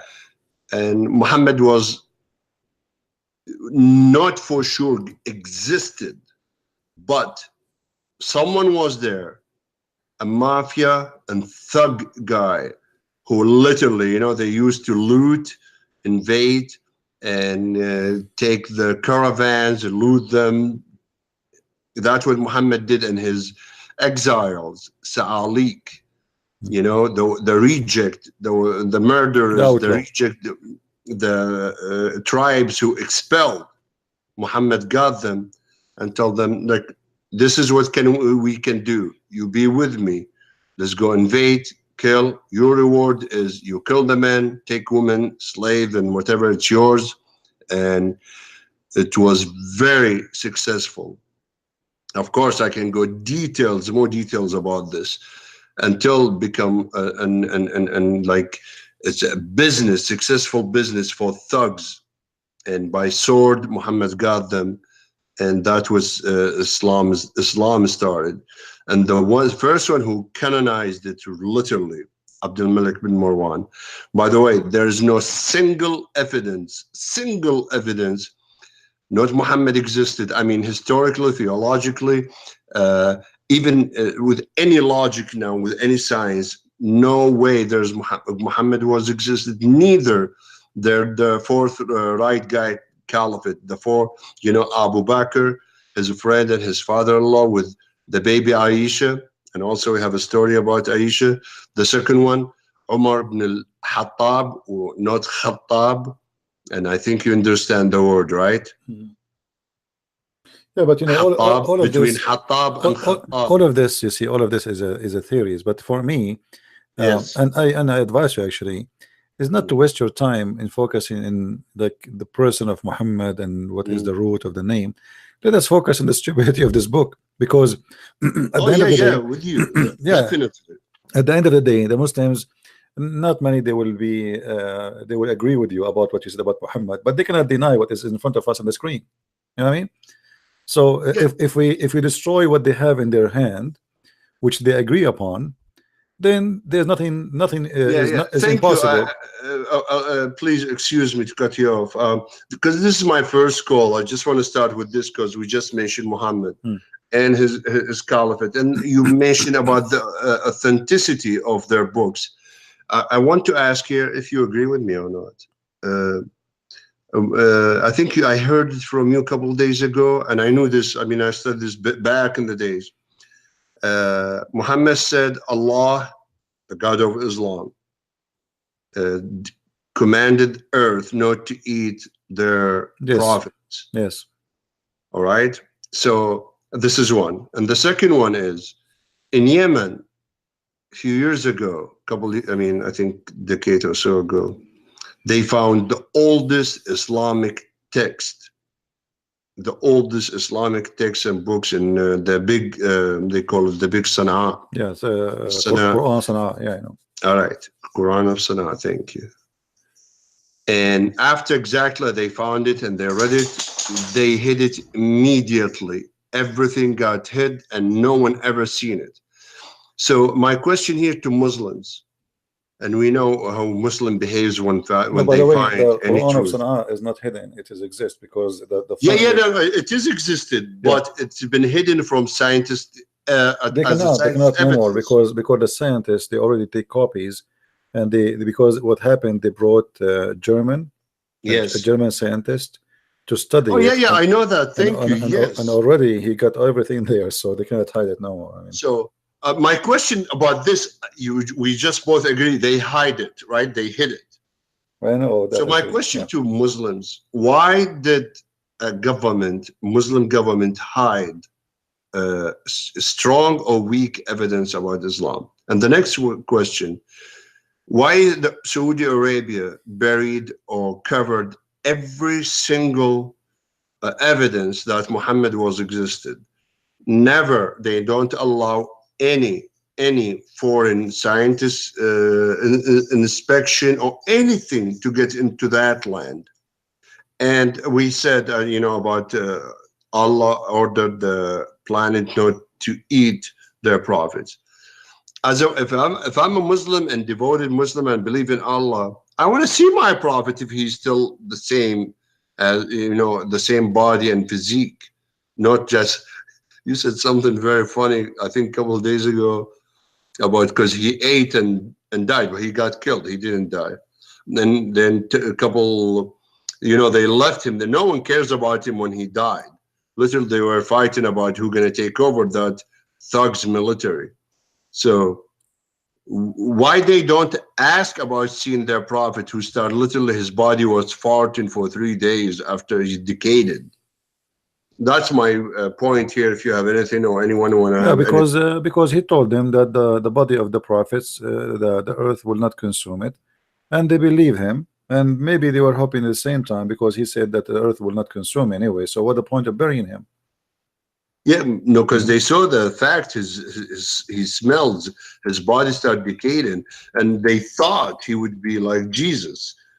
You know, Yeah. literally that is the first First they believed assumption. him. First, Mm. the first they believed him when he said that, because he said to them in that verse too, he claimed to be God. Obviously, he said, "Pray on me, for your prayer will be submitted to me." Then they said to Yes, him, I'm aware of "Yeah." this. So they said to him, "But how our prayer will be submitted to you when you will be dead?" He Exactly. said, "Don't worry, my body. Allah, He forbid the earth from consuming the body of prophets, which means my body always be preserved." And this is why when he died, they did not bury him for 3 days, because they believed that his body will not be consumed. So they kept him out. But after 3 days, they noticed how his belly, raba batnahu, his Yeah, belly yeah, became yes. so big and so huge, and his farts start coming out, and they decide then that what he said obviously is a lie. Great, great. Yeah, literally, I when I called, I don't want to debate you. You're doing a great job. I just want to support you. I'm there, and also, by the way, you honor us to be a guest on my channel. My channel focused. I mean, first Middle East, North Africa, Europe. YouTube cut me off earlier. I used to do shows here in the US too. So it would be an honor to have you in Arabic and English too to talk about these issues. Um, as I said, I'm an atheist. My channel is open to everybody. You know, like reforming Islam, So you have debating a Islam, YouTube killing channel. Islam. YouTube channel. I'm sorry. You have YouTube. You're talking about YouTube channel you have. Yes, sir. Okay. If you see my Well, logo, that's exactly yeah, mine. you can post anything you want in the text, and people will see your name, and they can click at your name, and they will see your page. Thank you. I would love to see you on my I will be channel happy. if So possible. I will be happy. So you can do podcast anyway. I mean, when you call me, it doesn't matter. It doesn't matter Yeah, where I am. sure. I mean, And we are doing the I'd same love thing. to chat with you on Skype. I mean, in private, if that's possible. Where you reside, if you don't mind. I am in the state in USA. Oh, thank you. I'm in DC, by the way. I'm Right. close to the Khalifa Trump. Right. And literally, I just want to. I have two groups in the US on Facebook groups. The goal is to raise the awareness about danger and the threat of Islam, and especially lately and during the Obama administration, the rise of Islam and the mass infestation of Islam now. So this thing we need to talk about. And also, if anyone hear me, I was trying to reach to the apostate prophet, my friend, my buddy, and I would love to that if we can do things together to start to educate America, Canada, the West, especially Canada, I think is falling fast. In the US, we have two Muslim candidates. Their lies already driven there. I mean, shows and I know. I mean, I definitely know. Living in three Muslim countries, living not visiting. I lived in three Muslim countries. Muslim devotion, no matter what. If you're Muslim, you devote to. I mean, your devotion is to Quran and Muhammad teachings. And I feel terrible. I'm frustrated that two representatives and females, that's the problem. Females who Islam despise and they are inferior to anything. I mean, inferior to men, inferior to any human rights. To be part of the Congress in the U.S. and they are activists against America, and they work or promote Islam. This is very frustrating. No, And a you see, lot of this is people, politics. This is politics, and the liberals is the one who made them in the Congress. It's not the fault of the Muslims. Muslims, they are like everybody. If they can get a good job, why not? So we have the true. we have the liberals who they wanna buy the Muslim to make them vote for us, and the Muslim they vote always for liberals You because mentioned something earlier, brother. yeah. Also, the infiltration of Saudi Arabia and Qatar, and with their money, they can buy everything. You know, there's a seat in in major universities, the seat of King Fahd, the seat of whatever. And also, I want everyone to be aware. There's, you know, Harvard University in the United States, the most prestigious university in the world.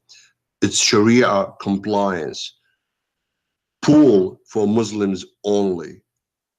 Never heard of. That is disturbing. The thing is, I don't care about if they want to pray, if they want to fast. This is not my deal.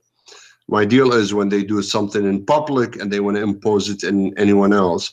When they tell my kid not to eat jello because it's from pork and they forbid it from the entire county and state, that's a problem. That's the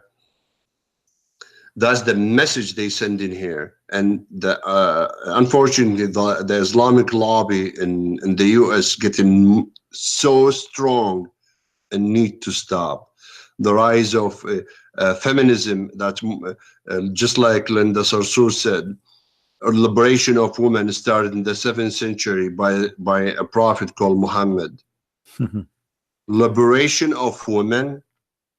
Anyone take a look on Middle East, 4 wives, endless concubine and sex slave, that's liberation.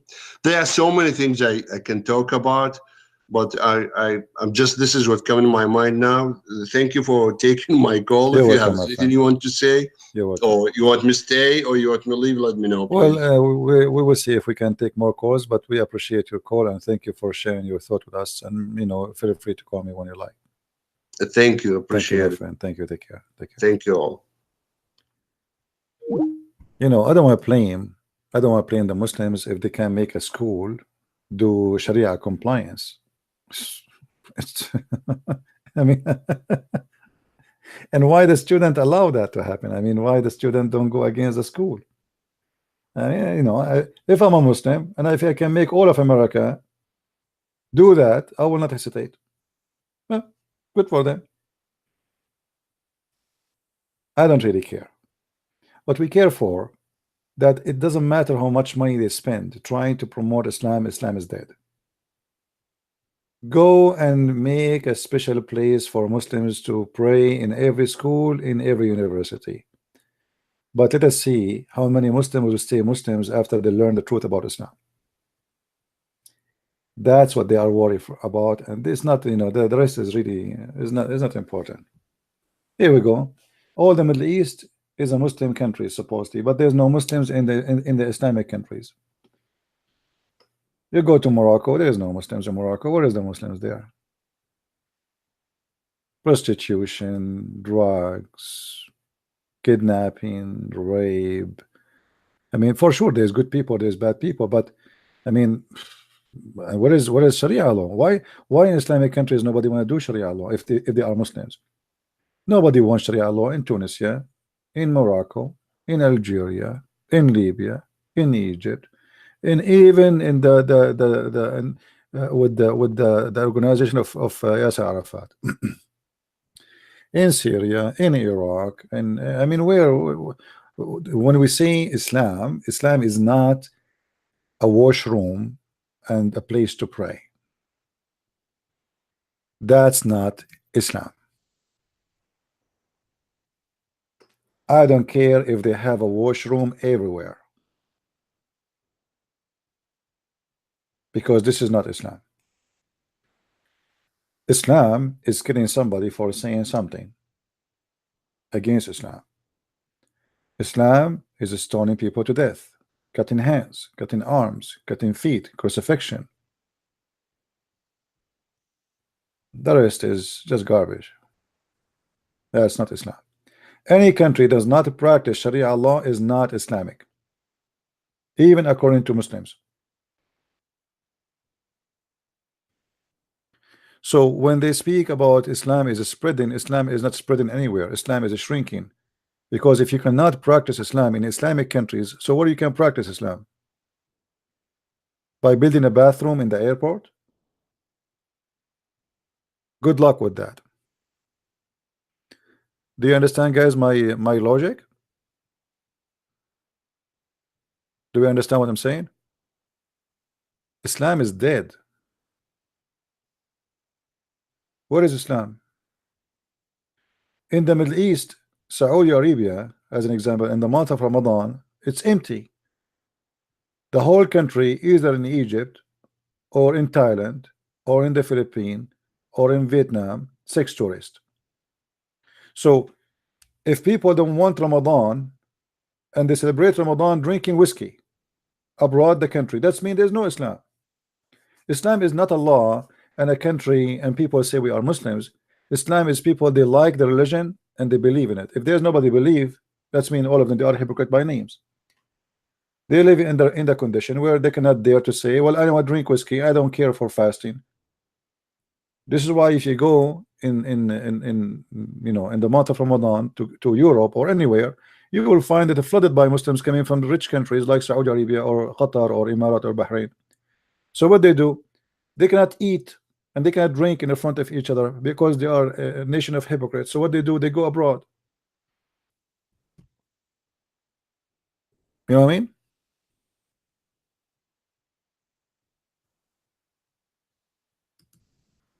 Islam is dead.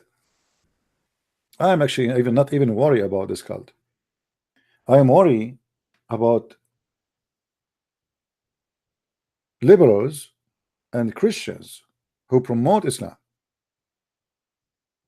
I'm not worried for Muslims because we have liberals and atheists who promote Islam as never before, more than Muslim themselves.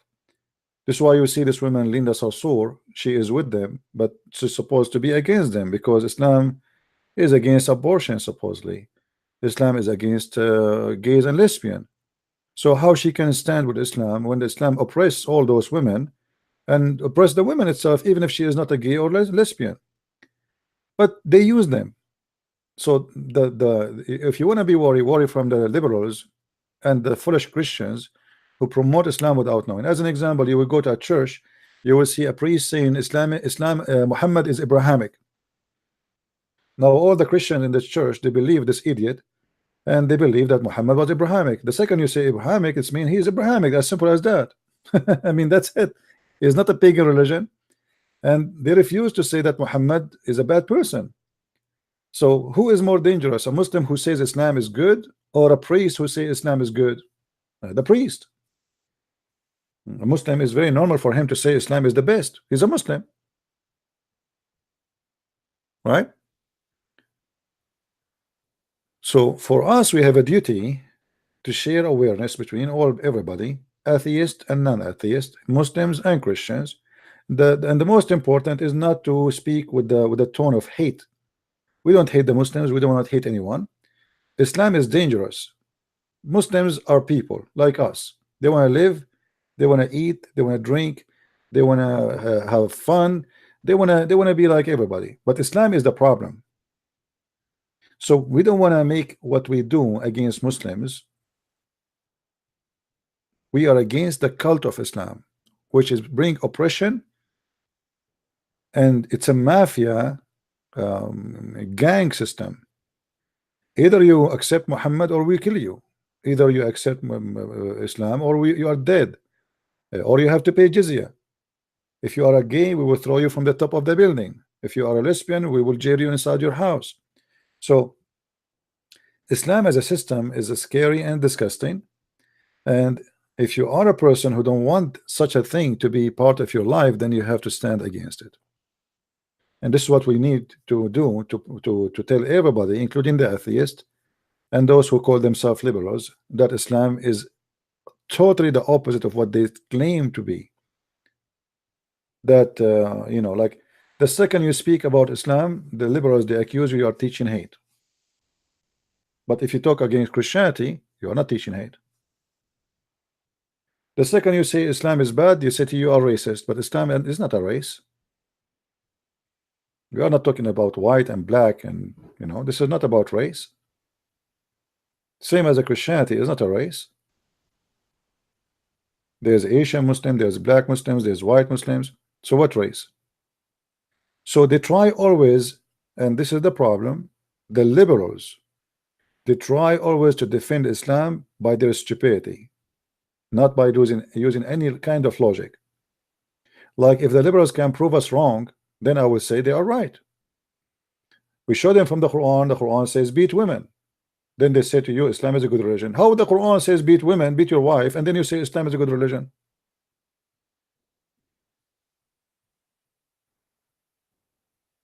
They are teaching women that if you grow hair under your arm, that will make you equal to the man.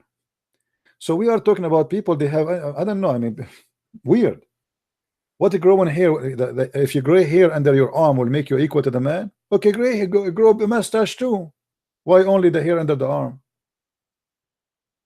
So they have their own understanding of life, and liberals are very hard to discuss with them because they are stubborn and they have the mentality of terrorist. You see, when you say to a Christian he cannot use the word of God, they are being a terrorist, the same as a Muslim terrorist from ISIS. This is terrorism. This is what the Soviet Union did. Soviet Union is the best example of liberals. They are socialist and they force their own agenda on you. And they tell you what you can say, what you cannot say, what you can eat, what you cannot eat. It's exactly the same as Islam. This is why we find that liberalism and Islam, they are like in love, because both of them, they believe in terrifying others who don't believe with them.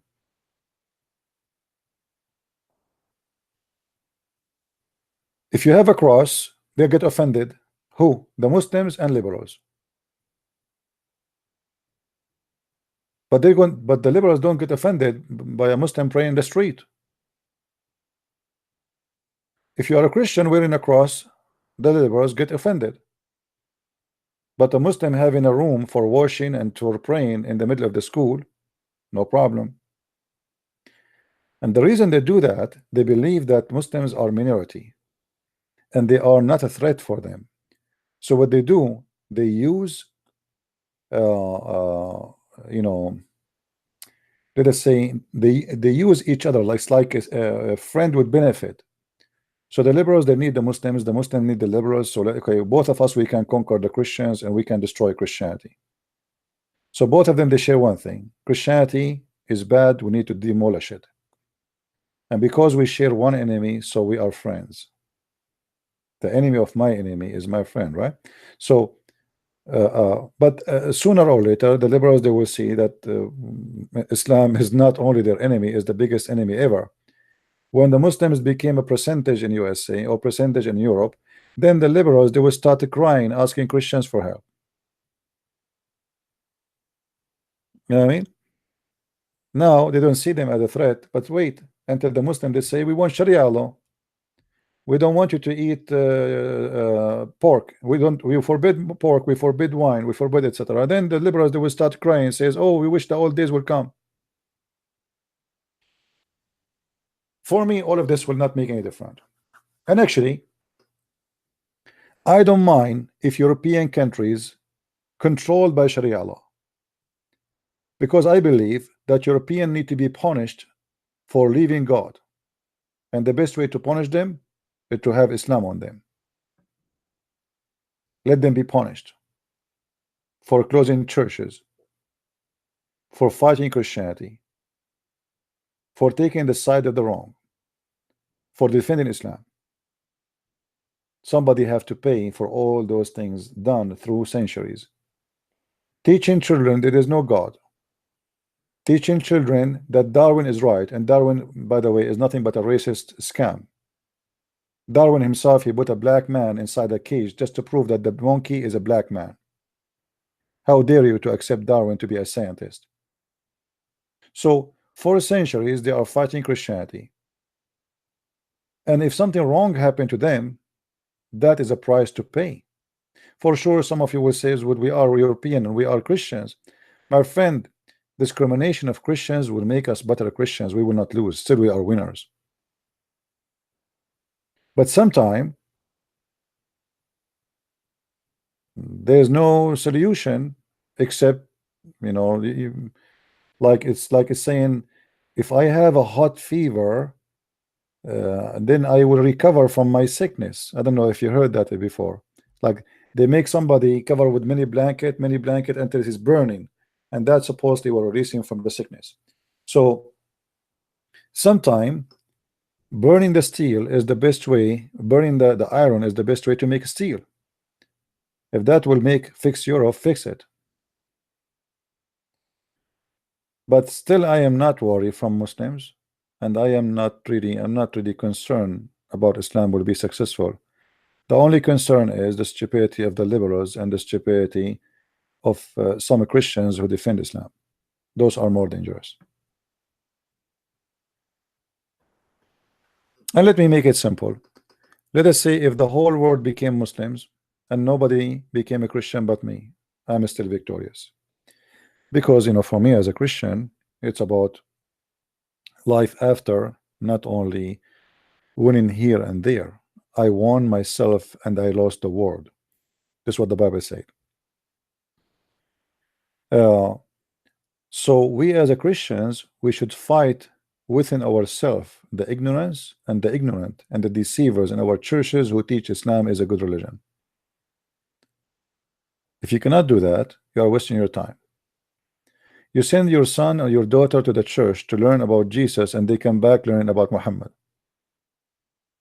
Go and see in YouTube how many churches inviting Muslims to teach their children how to pray to Allah. Go. You will not believe it. So, and how many churches they say Allah is the same God as the Christians? Right?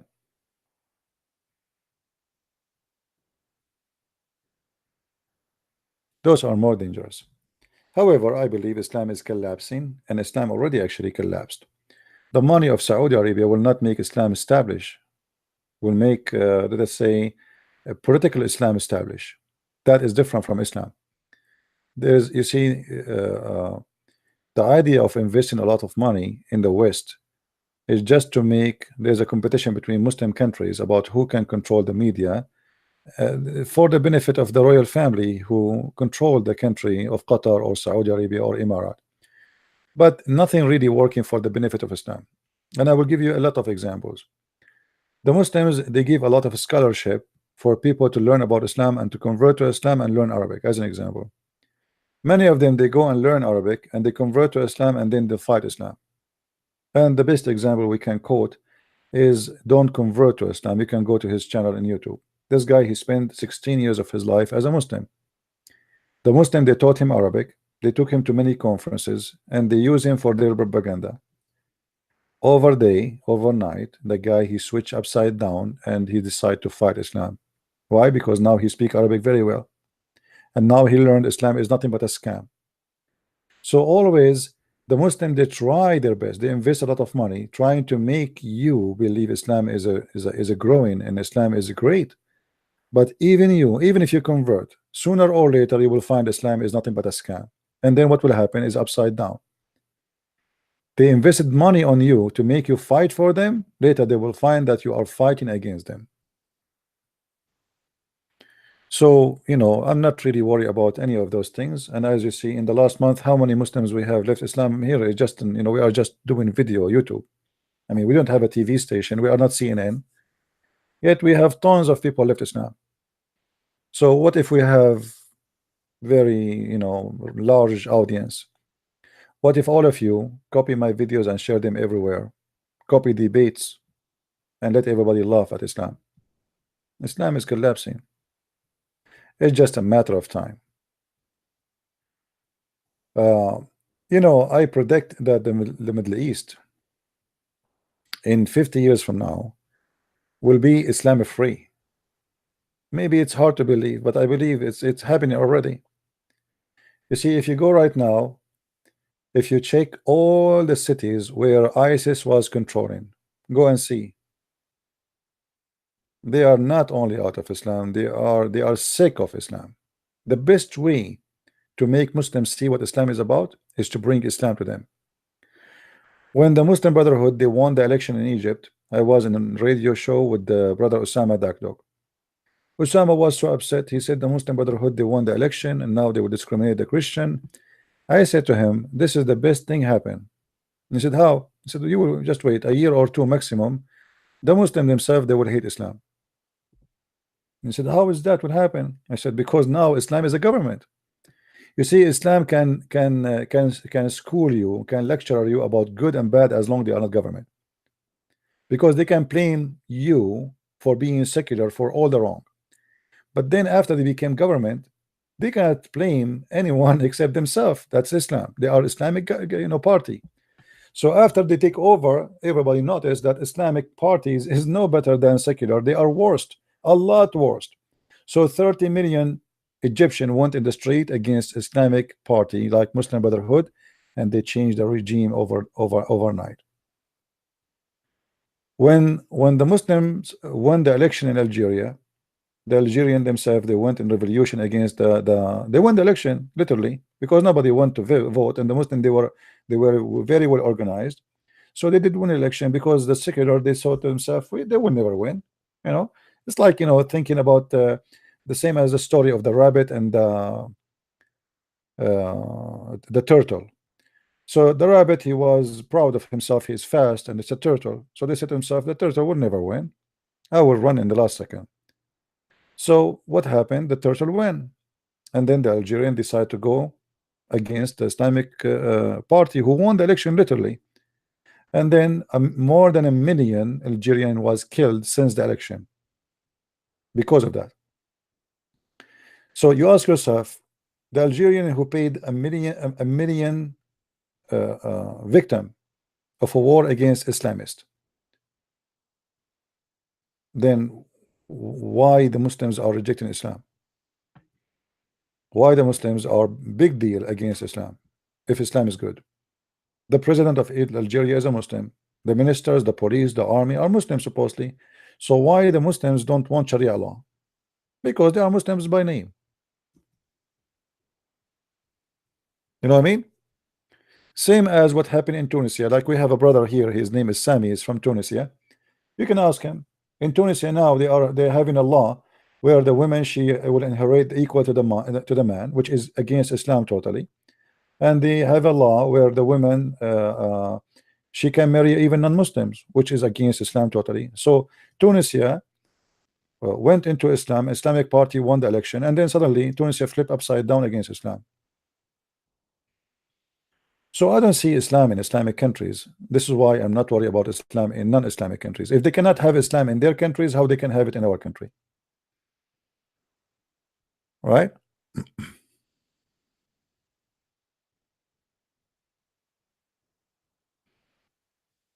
Is what I said is it clear? Right? I don't see Muslims believing in Islam. I see Muslims by name. The majority of Muslims are Muslims by name. I predict that I don't know how long it's going to take that Iran government will collapse, and I assure you that after the collapse of the Iranian Islamic government in Iran, Islam will never enter Iran again. Just watch. The best thing happened to Iran is bringing Islamic government, because now all those who they are Muslims by name, they will not want to be even to be called Muslims ever. Iranians are waiting for the second that government collapse, and you will see that this country will flip upside down. Islam will be forbidden. So my friend, Islam is like a big balloon, but from inside it's empty. It's nothing but gas. Islam today is worse than Soviet Union before collapsing. Soviet Union was really powerful. It is real. It's not balloon, but it collapsed overnight. So Islam is a balloon. It's not the Soviet Union, and is going to collapse even faster. And if you look around you, you cannot even find two Muslims, two countries, they agree with each other in anything. They are in war, they hate each other, they kill each other. Sunni and Shia, Sunni against Sunni, Sunni against Shia, Shia against Shia, Druze against Sunni, Sunni against Druze, Shia against Druze. I mean, you name it. This is a nation is is extremely divided and collapsing. They have no safety, they have no security, they have no fund. Imagine all the monies of Emirat is in Europe. The Bank of Emirat is not in Emirat. The Bank of Qatar is not in Qatar. The money of Qatar is not in Qatar. The money of Saudi Arabia is not in Saudi Arabia. It is in Europe or in America. Why? Because they themselves don't trust themselves. They don't trust their security. They have no security. If Trump right now says, I am not going to protect Saudi Arabia, Iran will occupy Saudi Arabia in 5 minutes. And the whole Middle East will collapse. And Dubai will be a ghost town. So all the success they have is fake, is nothing, is not real. All the success they have is based in the protection of the West. And the West protection is temporarily, because as long you are paying them, they protect you. But what if you don't have money enough to protect you? They will leave you alone.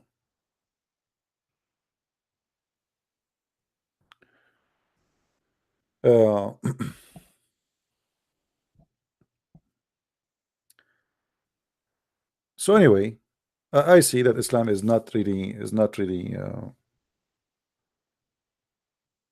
establishing itself. It is the opposite. And you notice each time a Muslim he call us, not even one of them he knows what Islam is about. Even those who claim that they have knowledge, even those who speak Arabic, they don't know even if their God is a spirit or not. Each time we ask somebody something about something, they say to me, I never heard this before. That because there's no Islam, there's only Muslims. All right. Anyway, I think we have enough for today. What more? Mimi hijab? What about him? Mimi is very nice guy. Mimi, he proved to us Islam is false. Mimi hijab, he said that for 4,000 years, not even a single rabbi, he broke the command which is instructed to worship one God, which means the Quran is false, because the Quran chapter 9 verse 30 and 31 says that the Jews worship Uzair and they worship their rabbis. He said that Allah he pray for, not he don't pray to. I mean, what do you want more? Mimi is a very good person. We should donate for him actually. Nobody is better than Mimi. Mimi hijab and his nurse Ali Dawa. Very funny people. And the other one is Shamshi. Shamshi is even nicer. So you know, this is why you see the one who defend Islam are the most silly one. If those are the one who defend Islam, so what about the normal Muslims? We just showed you how did that he says that the Torah was not given to Moses as written book, right? He said that, and we play his voice. But isn't it the Quran says that? Even Muhammad he said that the Torah written by the hand of Allah.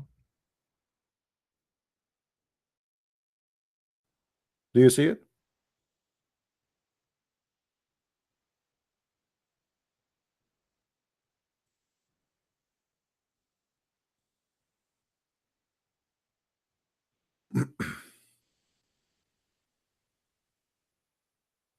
Read with me carefully. When Deedat, who claimed to be a scholar, he said that the Torah was not revealed as a book to Moses. It was an inspiration. And he's a prophet, he say clearly that he is the one who wrote the Torah for you. So who is the liar here? If Deedat do not know what his prophet said, so what about the rest of the Muslims? Potatoes. Deedat is the same person who said that not a single Jew believe in the Trinity. But the Quran says that the Jews believe in the Son of God.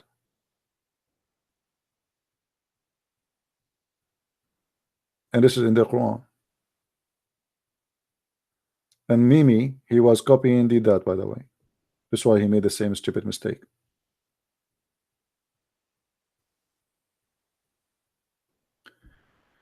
So Muslims are very funny, and we love when we hear their answer. And for me, I don't see even an answer in the answer, except tons of mistakes, which will help us always to refute Islam.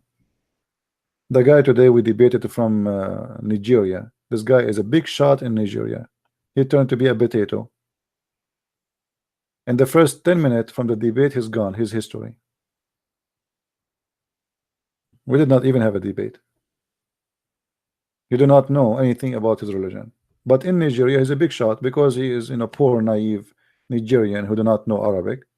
They do not know Islam. They know nothing about Islam. And the guy, he go on the stage and he sing for them in Nigerian.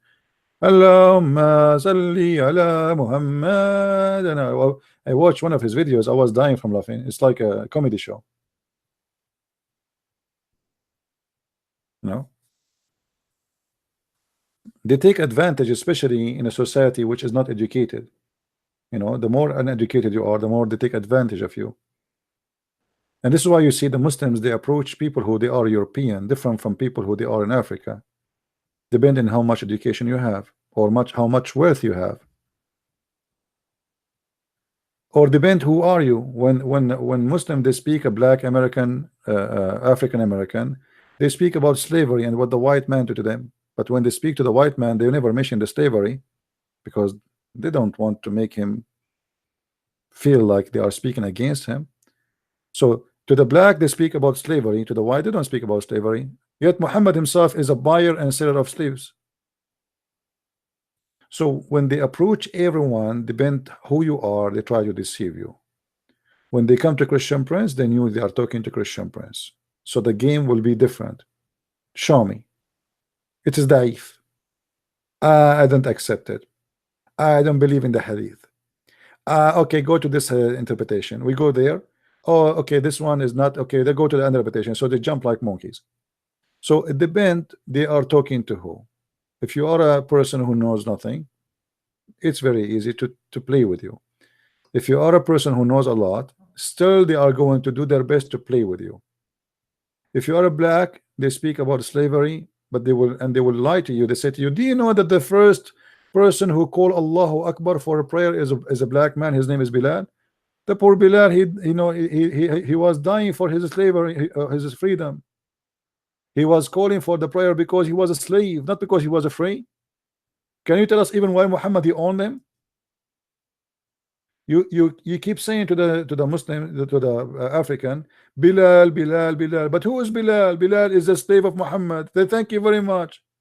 If Muhammad is against slavery and Bilal was a good man and Bilal will go to heaven, what about you say to Bilal, go home? You know what I mean? As long Muhammad is a wonderful man and Bilal is an amazing man, Muhammad, he loved Bilal. Don't you think Bilal deserved to go home finally? This guy is an African, he's from Africa. He need his family, he need to see his family. Bilal, go home. You are free. That will be wonderful. But you say to me that Muhammad, he is against slavery, but yet he owns slaves and he have sex with the slaves and he rape his slaves and he don't free his slaves, and then you say to me that he is a guy who is, he defends slavery, he's against slavery, right?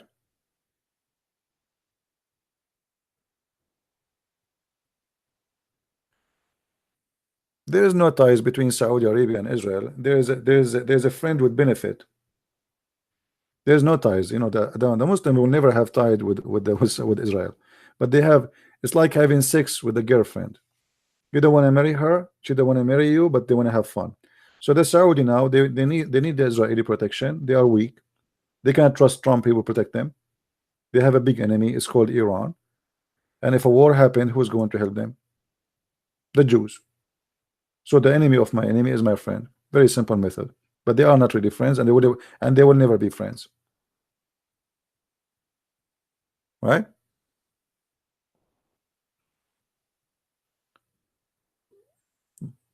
They will never love Israel, but they need Israel. Not only Saudi Arabia, even Iran need Israel. Even Iran need Israel. Actually, I believe the destruction of Iran as government is in the hand of Israel. As simple as that.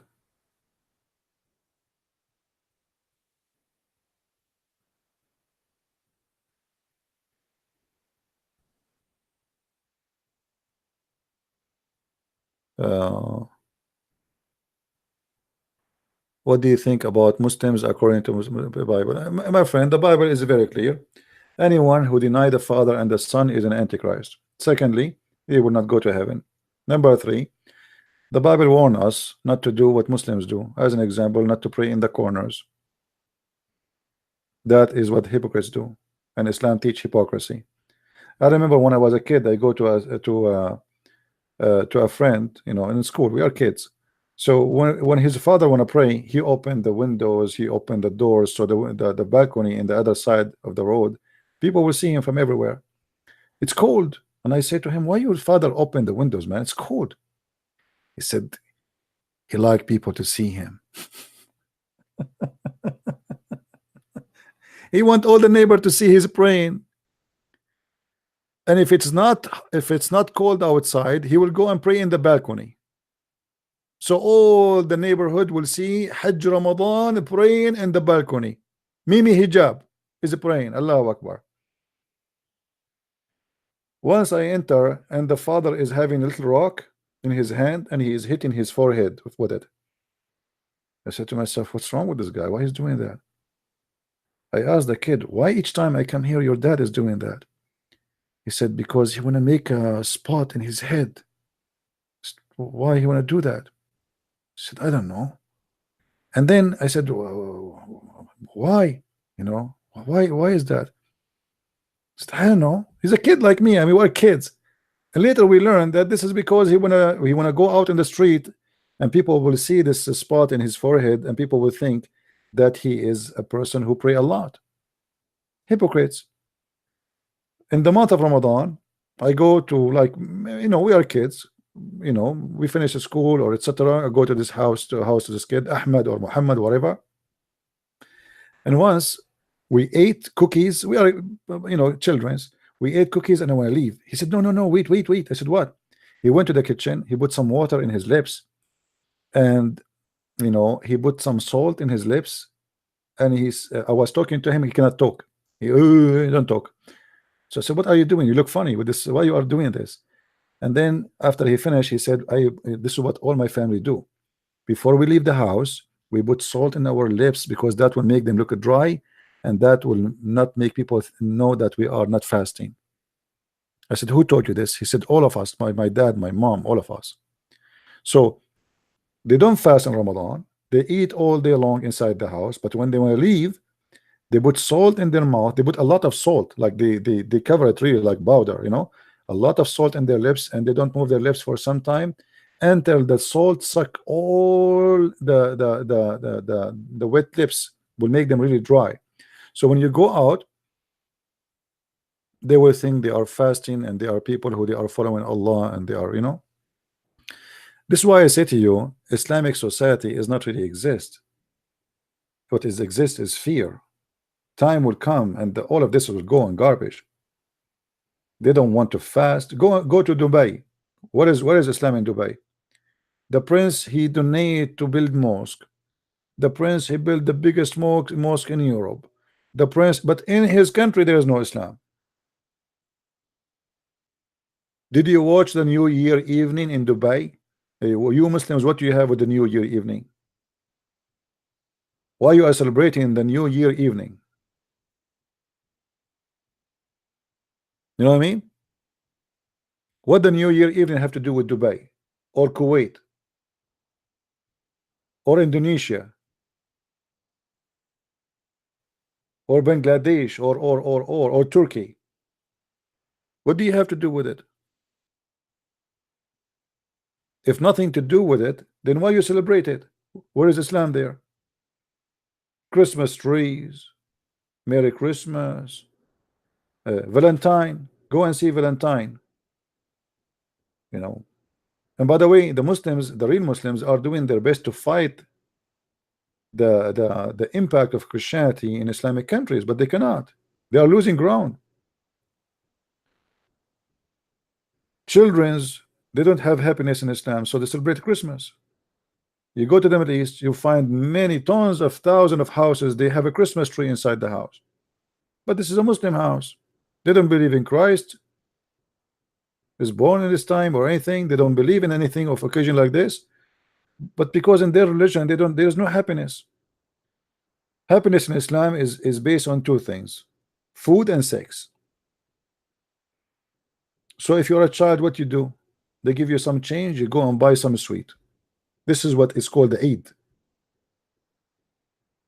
There's no happiness. You cannot even trust in Islam to have a Santa Claus who is a Muslim, because Santa Claus is a Muslim, he will be child molester like Muhammad. Can you trust a child, she is 6 years old, to sit in the lap of a Muslim who is acting as Santa Claus if you believe in Muhammad he was a right prophet? Muhammad, he married a 6 years old. So how we can make someone who believe in Muhammad to be the best man to be a Santa Claus?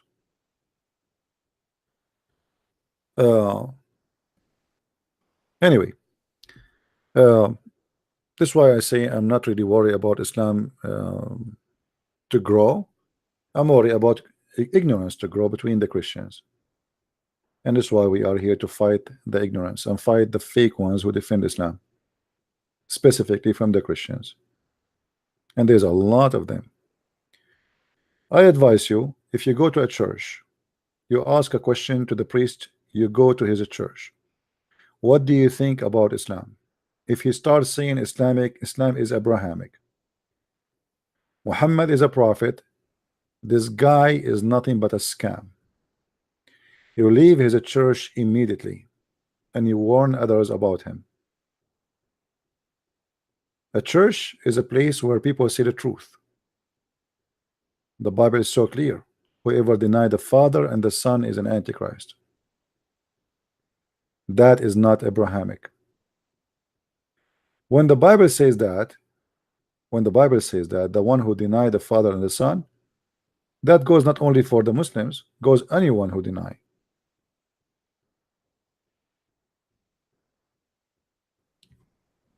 Ask yourself, why a priest, he is willing to say the Jews are wrong when they say the Messiah did not come yet, but he is not willing to say Muhammad is a false prophet, or to say Muhammad is Abrahamic. What is Abrahamic about Muhammad? The black stone, the Kaaba, kissing stones, killing the Christians, killing the Jews? What is Abrahamic about him? His heaven, the vagina and the boys? So if you have a priest who cannot say to you what it should be said, it means he is a coward, he is a potato. You know, he is a politically correct. If he is not willing to say to you that Islam is a false religion, then you leave his church immediately. And those are the one actually make me worry, is not a Muslim trying to promote his religion, because at the end of the day, a Muslim is a Muslim. A Muslim, he cannot deceive my children as easy as a priest.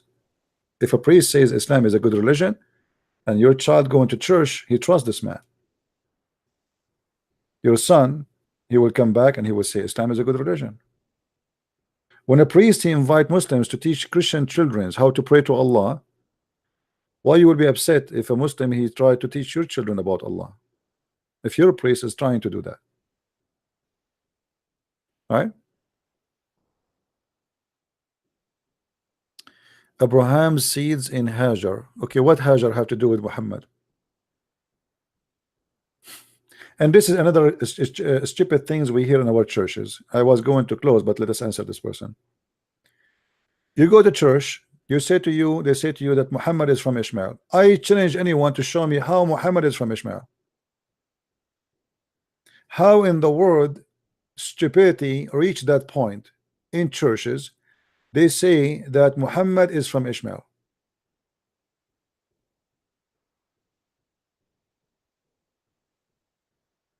Anyone can tell me?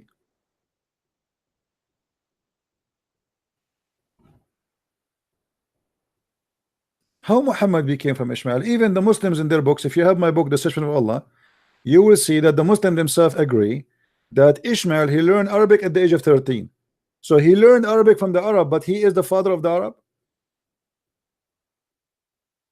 And he did marry, according to Muslims, from the tribe of Jahm, which is the enemy of the tribe of Muhammad. So he married from the tribe of the enemy of Muhammad tribe, but yet Muhammad is from him. Same time. If Muhammad is a child belong to Ishmael, how that he is an Arab? Because always the child he follow his father.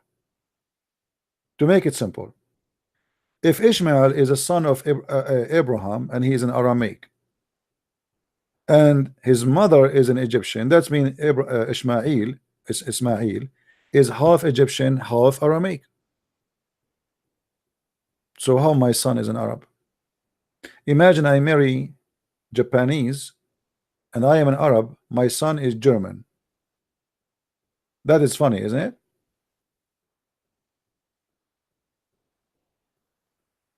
So, you know, people, they are just copy paste. Moses, he married from a Bedouin women, a desert women. Why the Jews and why Christians don't say that the children of Moses are the Arab then? You know what I mean? He married a woman, she is not from the children of Israel. She is from the Bedouin, from the desert. But nobody say that the children of Moses are Arab or Bedouin.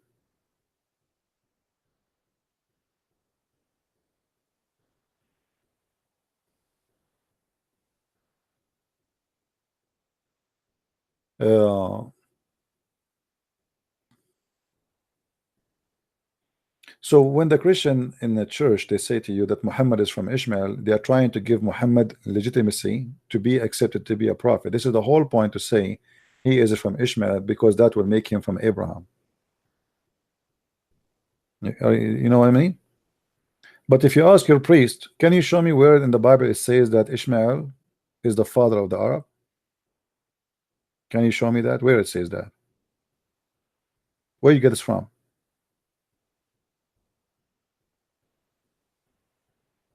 They say to you that the Bible says from the seed of Ishmael will be a great nation. The Arab are a small nation.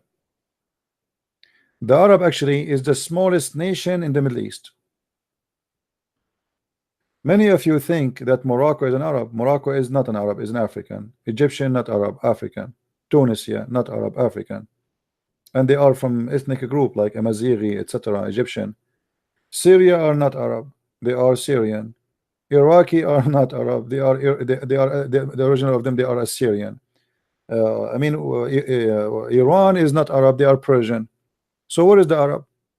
If there is an Arab, they are limited in Saudi Arabia, Qatar, Emirat, Bahrain, and maybe Yemen. All of this will not even be 40 millions.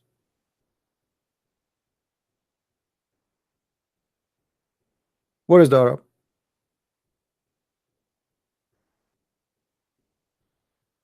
And actually, I believe strongly there's nothing, there's no ethnic group called Arab. Like I call myself Arab, but the fact is we are not an ethnic group. Arab is whoever live in the desert. It's not an ethnic. This is what the word mean in the Aramaic language. This is a name given by the Aramaic. Whoever live in the desert, in the western desert, they call him Arab. This is why the Bible speak about Arabia. Arabia is a desert, wilderness. It is not an ethnic group. By time, those people who live in the desert, who have many languages, by the way, not one language, when Muhammad or Islam conquer other tribes, they force the language of Quraysh on others. And then everybody starts speaking the same language. But even the language of Muhammad itself is not an Arabic. We cannot call it really Arabic. It's kind of a mix of many languages. If you go and look how the Prince of Qatar look like, you will see he look like Pakistani. Same as the Prince of Kuwait. Same as the Prince of Bahrain. Same as the King of Saudi Arabia. They look like they are Indian or Pakistani. If you look, you will see that between them there is a small little tiny sea, which is a couple of hours in the ship to go to Pakistan. Their hair, their eyes, their color, everything is Pakistani, which means they are not really Arab as an ethnic. They are coming from India. Even the Muslims agree that Adam himself is an Indian. When Allah he kicked Adam from heaven, he came down in Sri Lanka. Correct? Is it that this what they say? So even the Arab themselves, they have the legions that their roots is from India, because Adam himself is from India. And then Allah, he placed the Kaaba, he put the black stone in that location, and he ordered the angels to build the Kaaba, and then he ordered Adam to do Hajj, and Adam, he did 40 times Hajj, going all the way from Sri Lanka, which is India, all the way to Mecca.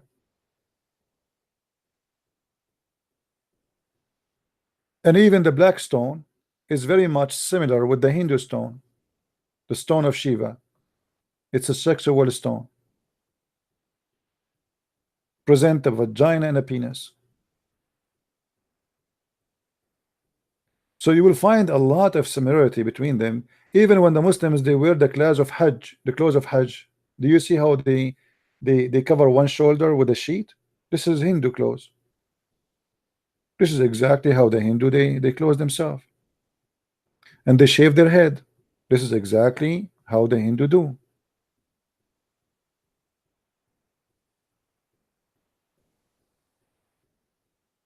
So there's a lot of similarity of Islam, and obviously Islam is the origin of Islam as a pagan cult is a practice based on other belief. Stones, the Hajj, the pilgrimage that going around the Kaaba, the sexual belief. Islam is a collection, but obviously the Indian belief have a huge impact on it.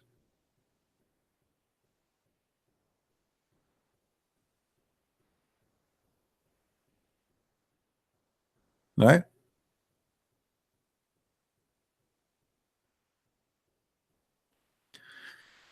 Anyway, I think we have enough for today. I thought I'm going to be online for 15 minutes. You believe it? I hate you guys. I hate you. I hate you. I hate you. Please download this video. I'm not going to keep it for long. Soon I'm going to clean to all my videos on my channel. So soon you will see only few 4 or 5 videos left only. So if you want to download, download, because soon they will disappear. All right. And the reason I clear them out, because I want to be sure people are downloading the videos and they are not just depending on me. All right.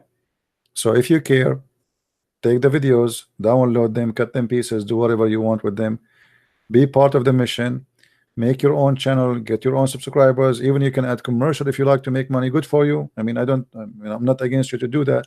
You know, why not? If you can make money from it, make money.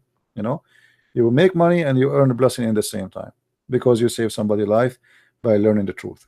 So I encourage you to download the videos. You can, I know my videos are long, but you can cut them pieces about topic. Like somebody called me, spoke about something, you cut that topic.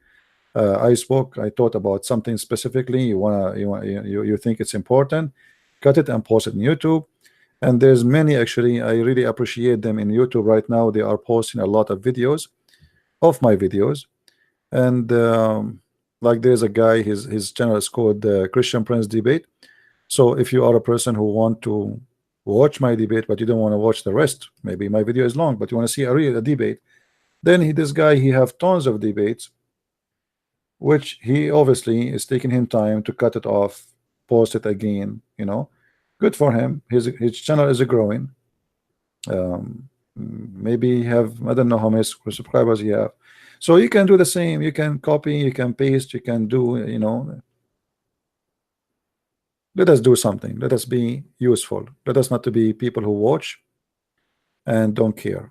People who don't care for God, God don't care for them, because simply they don't deserve his care.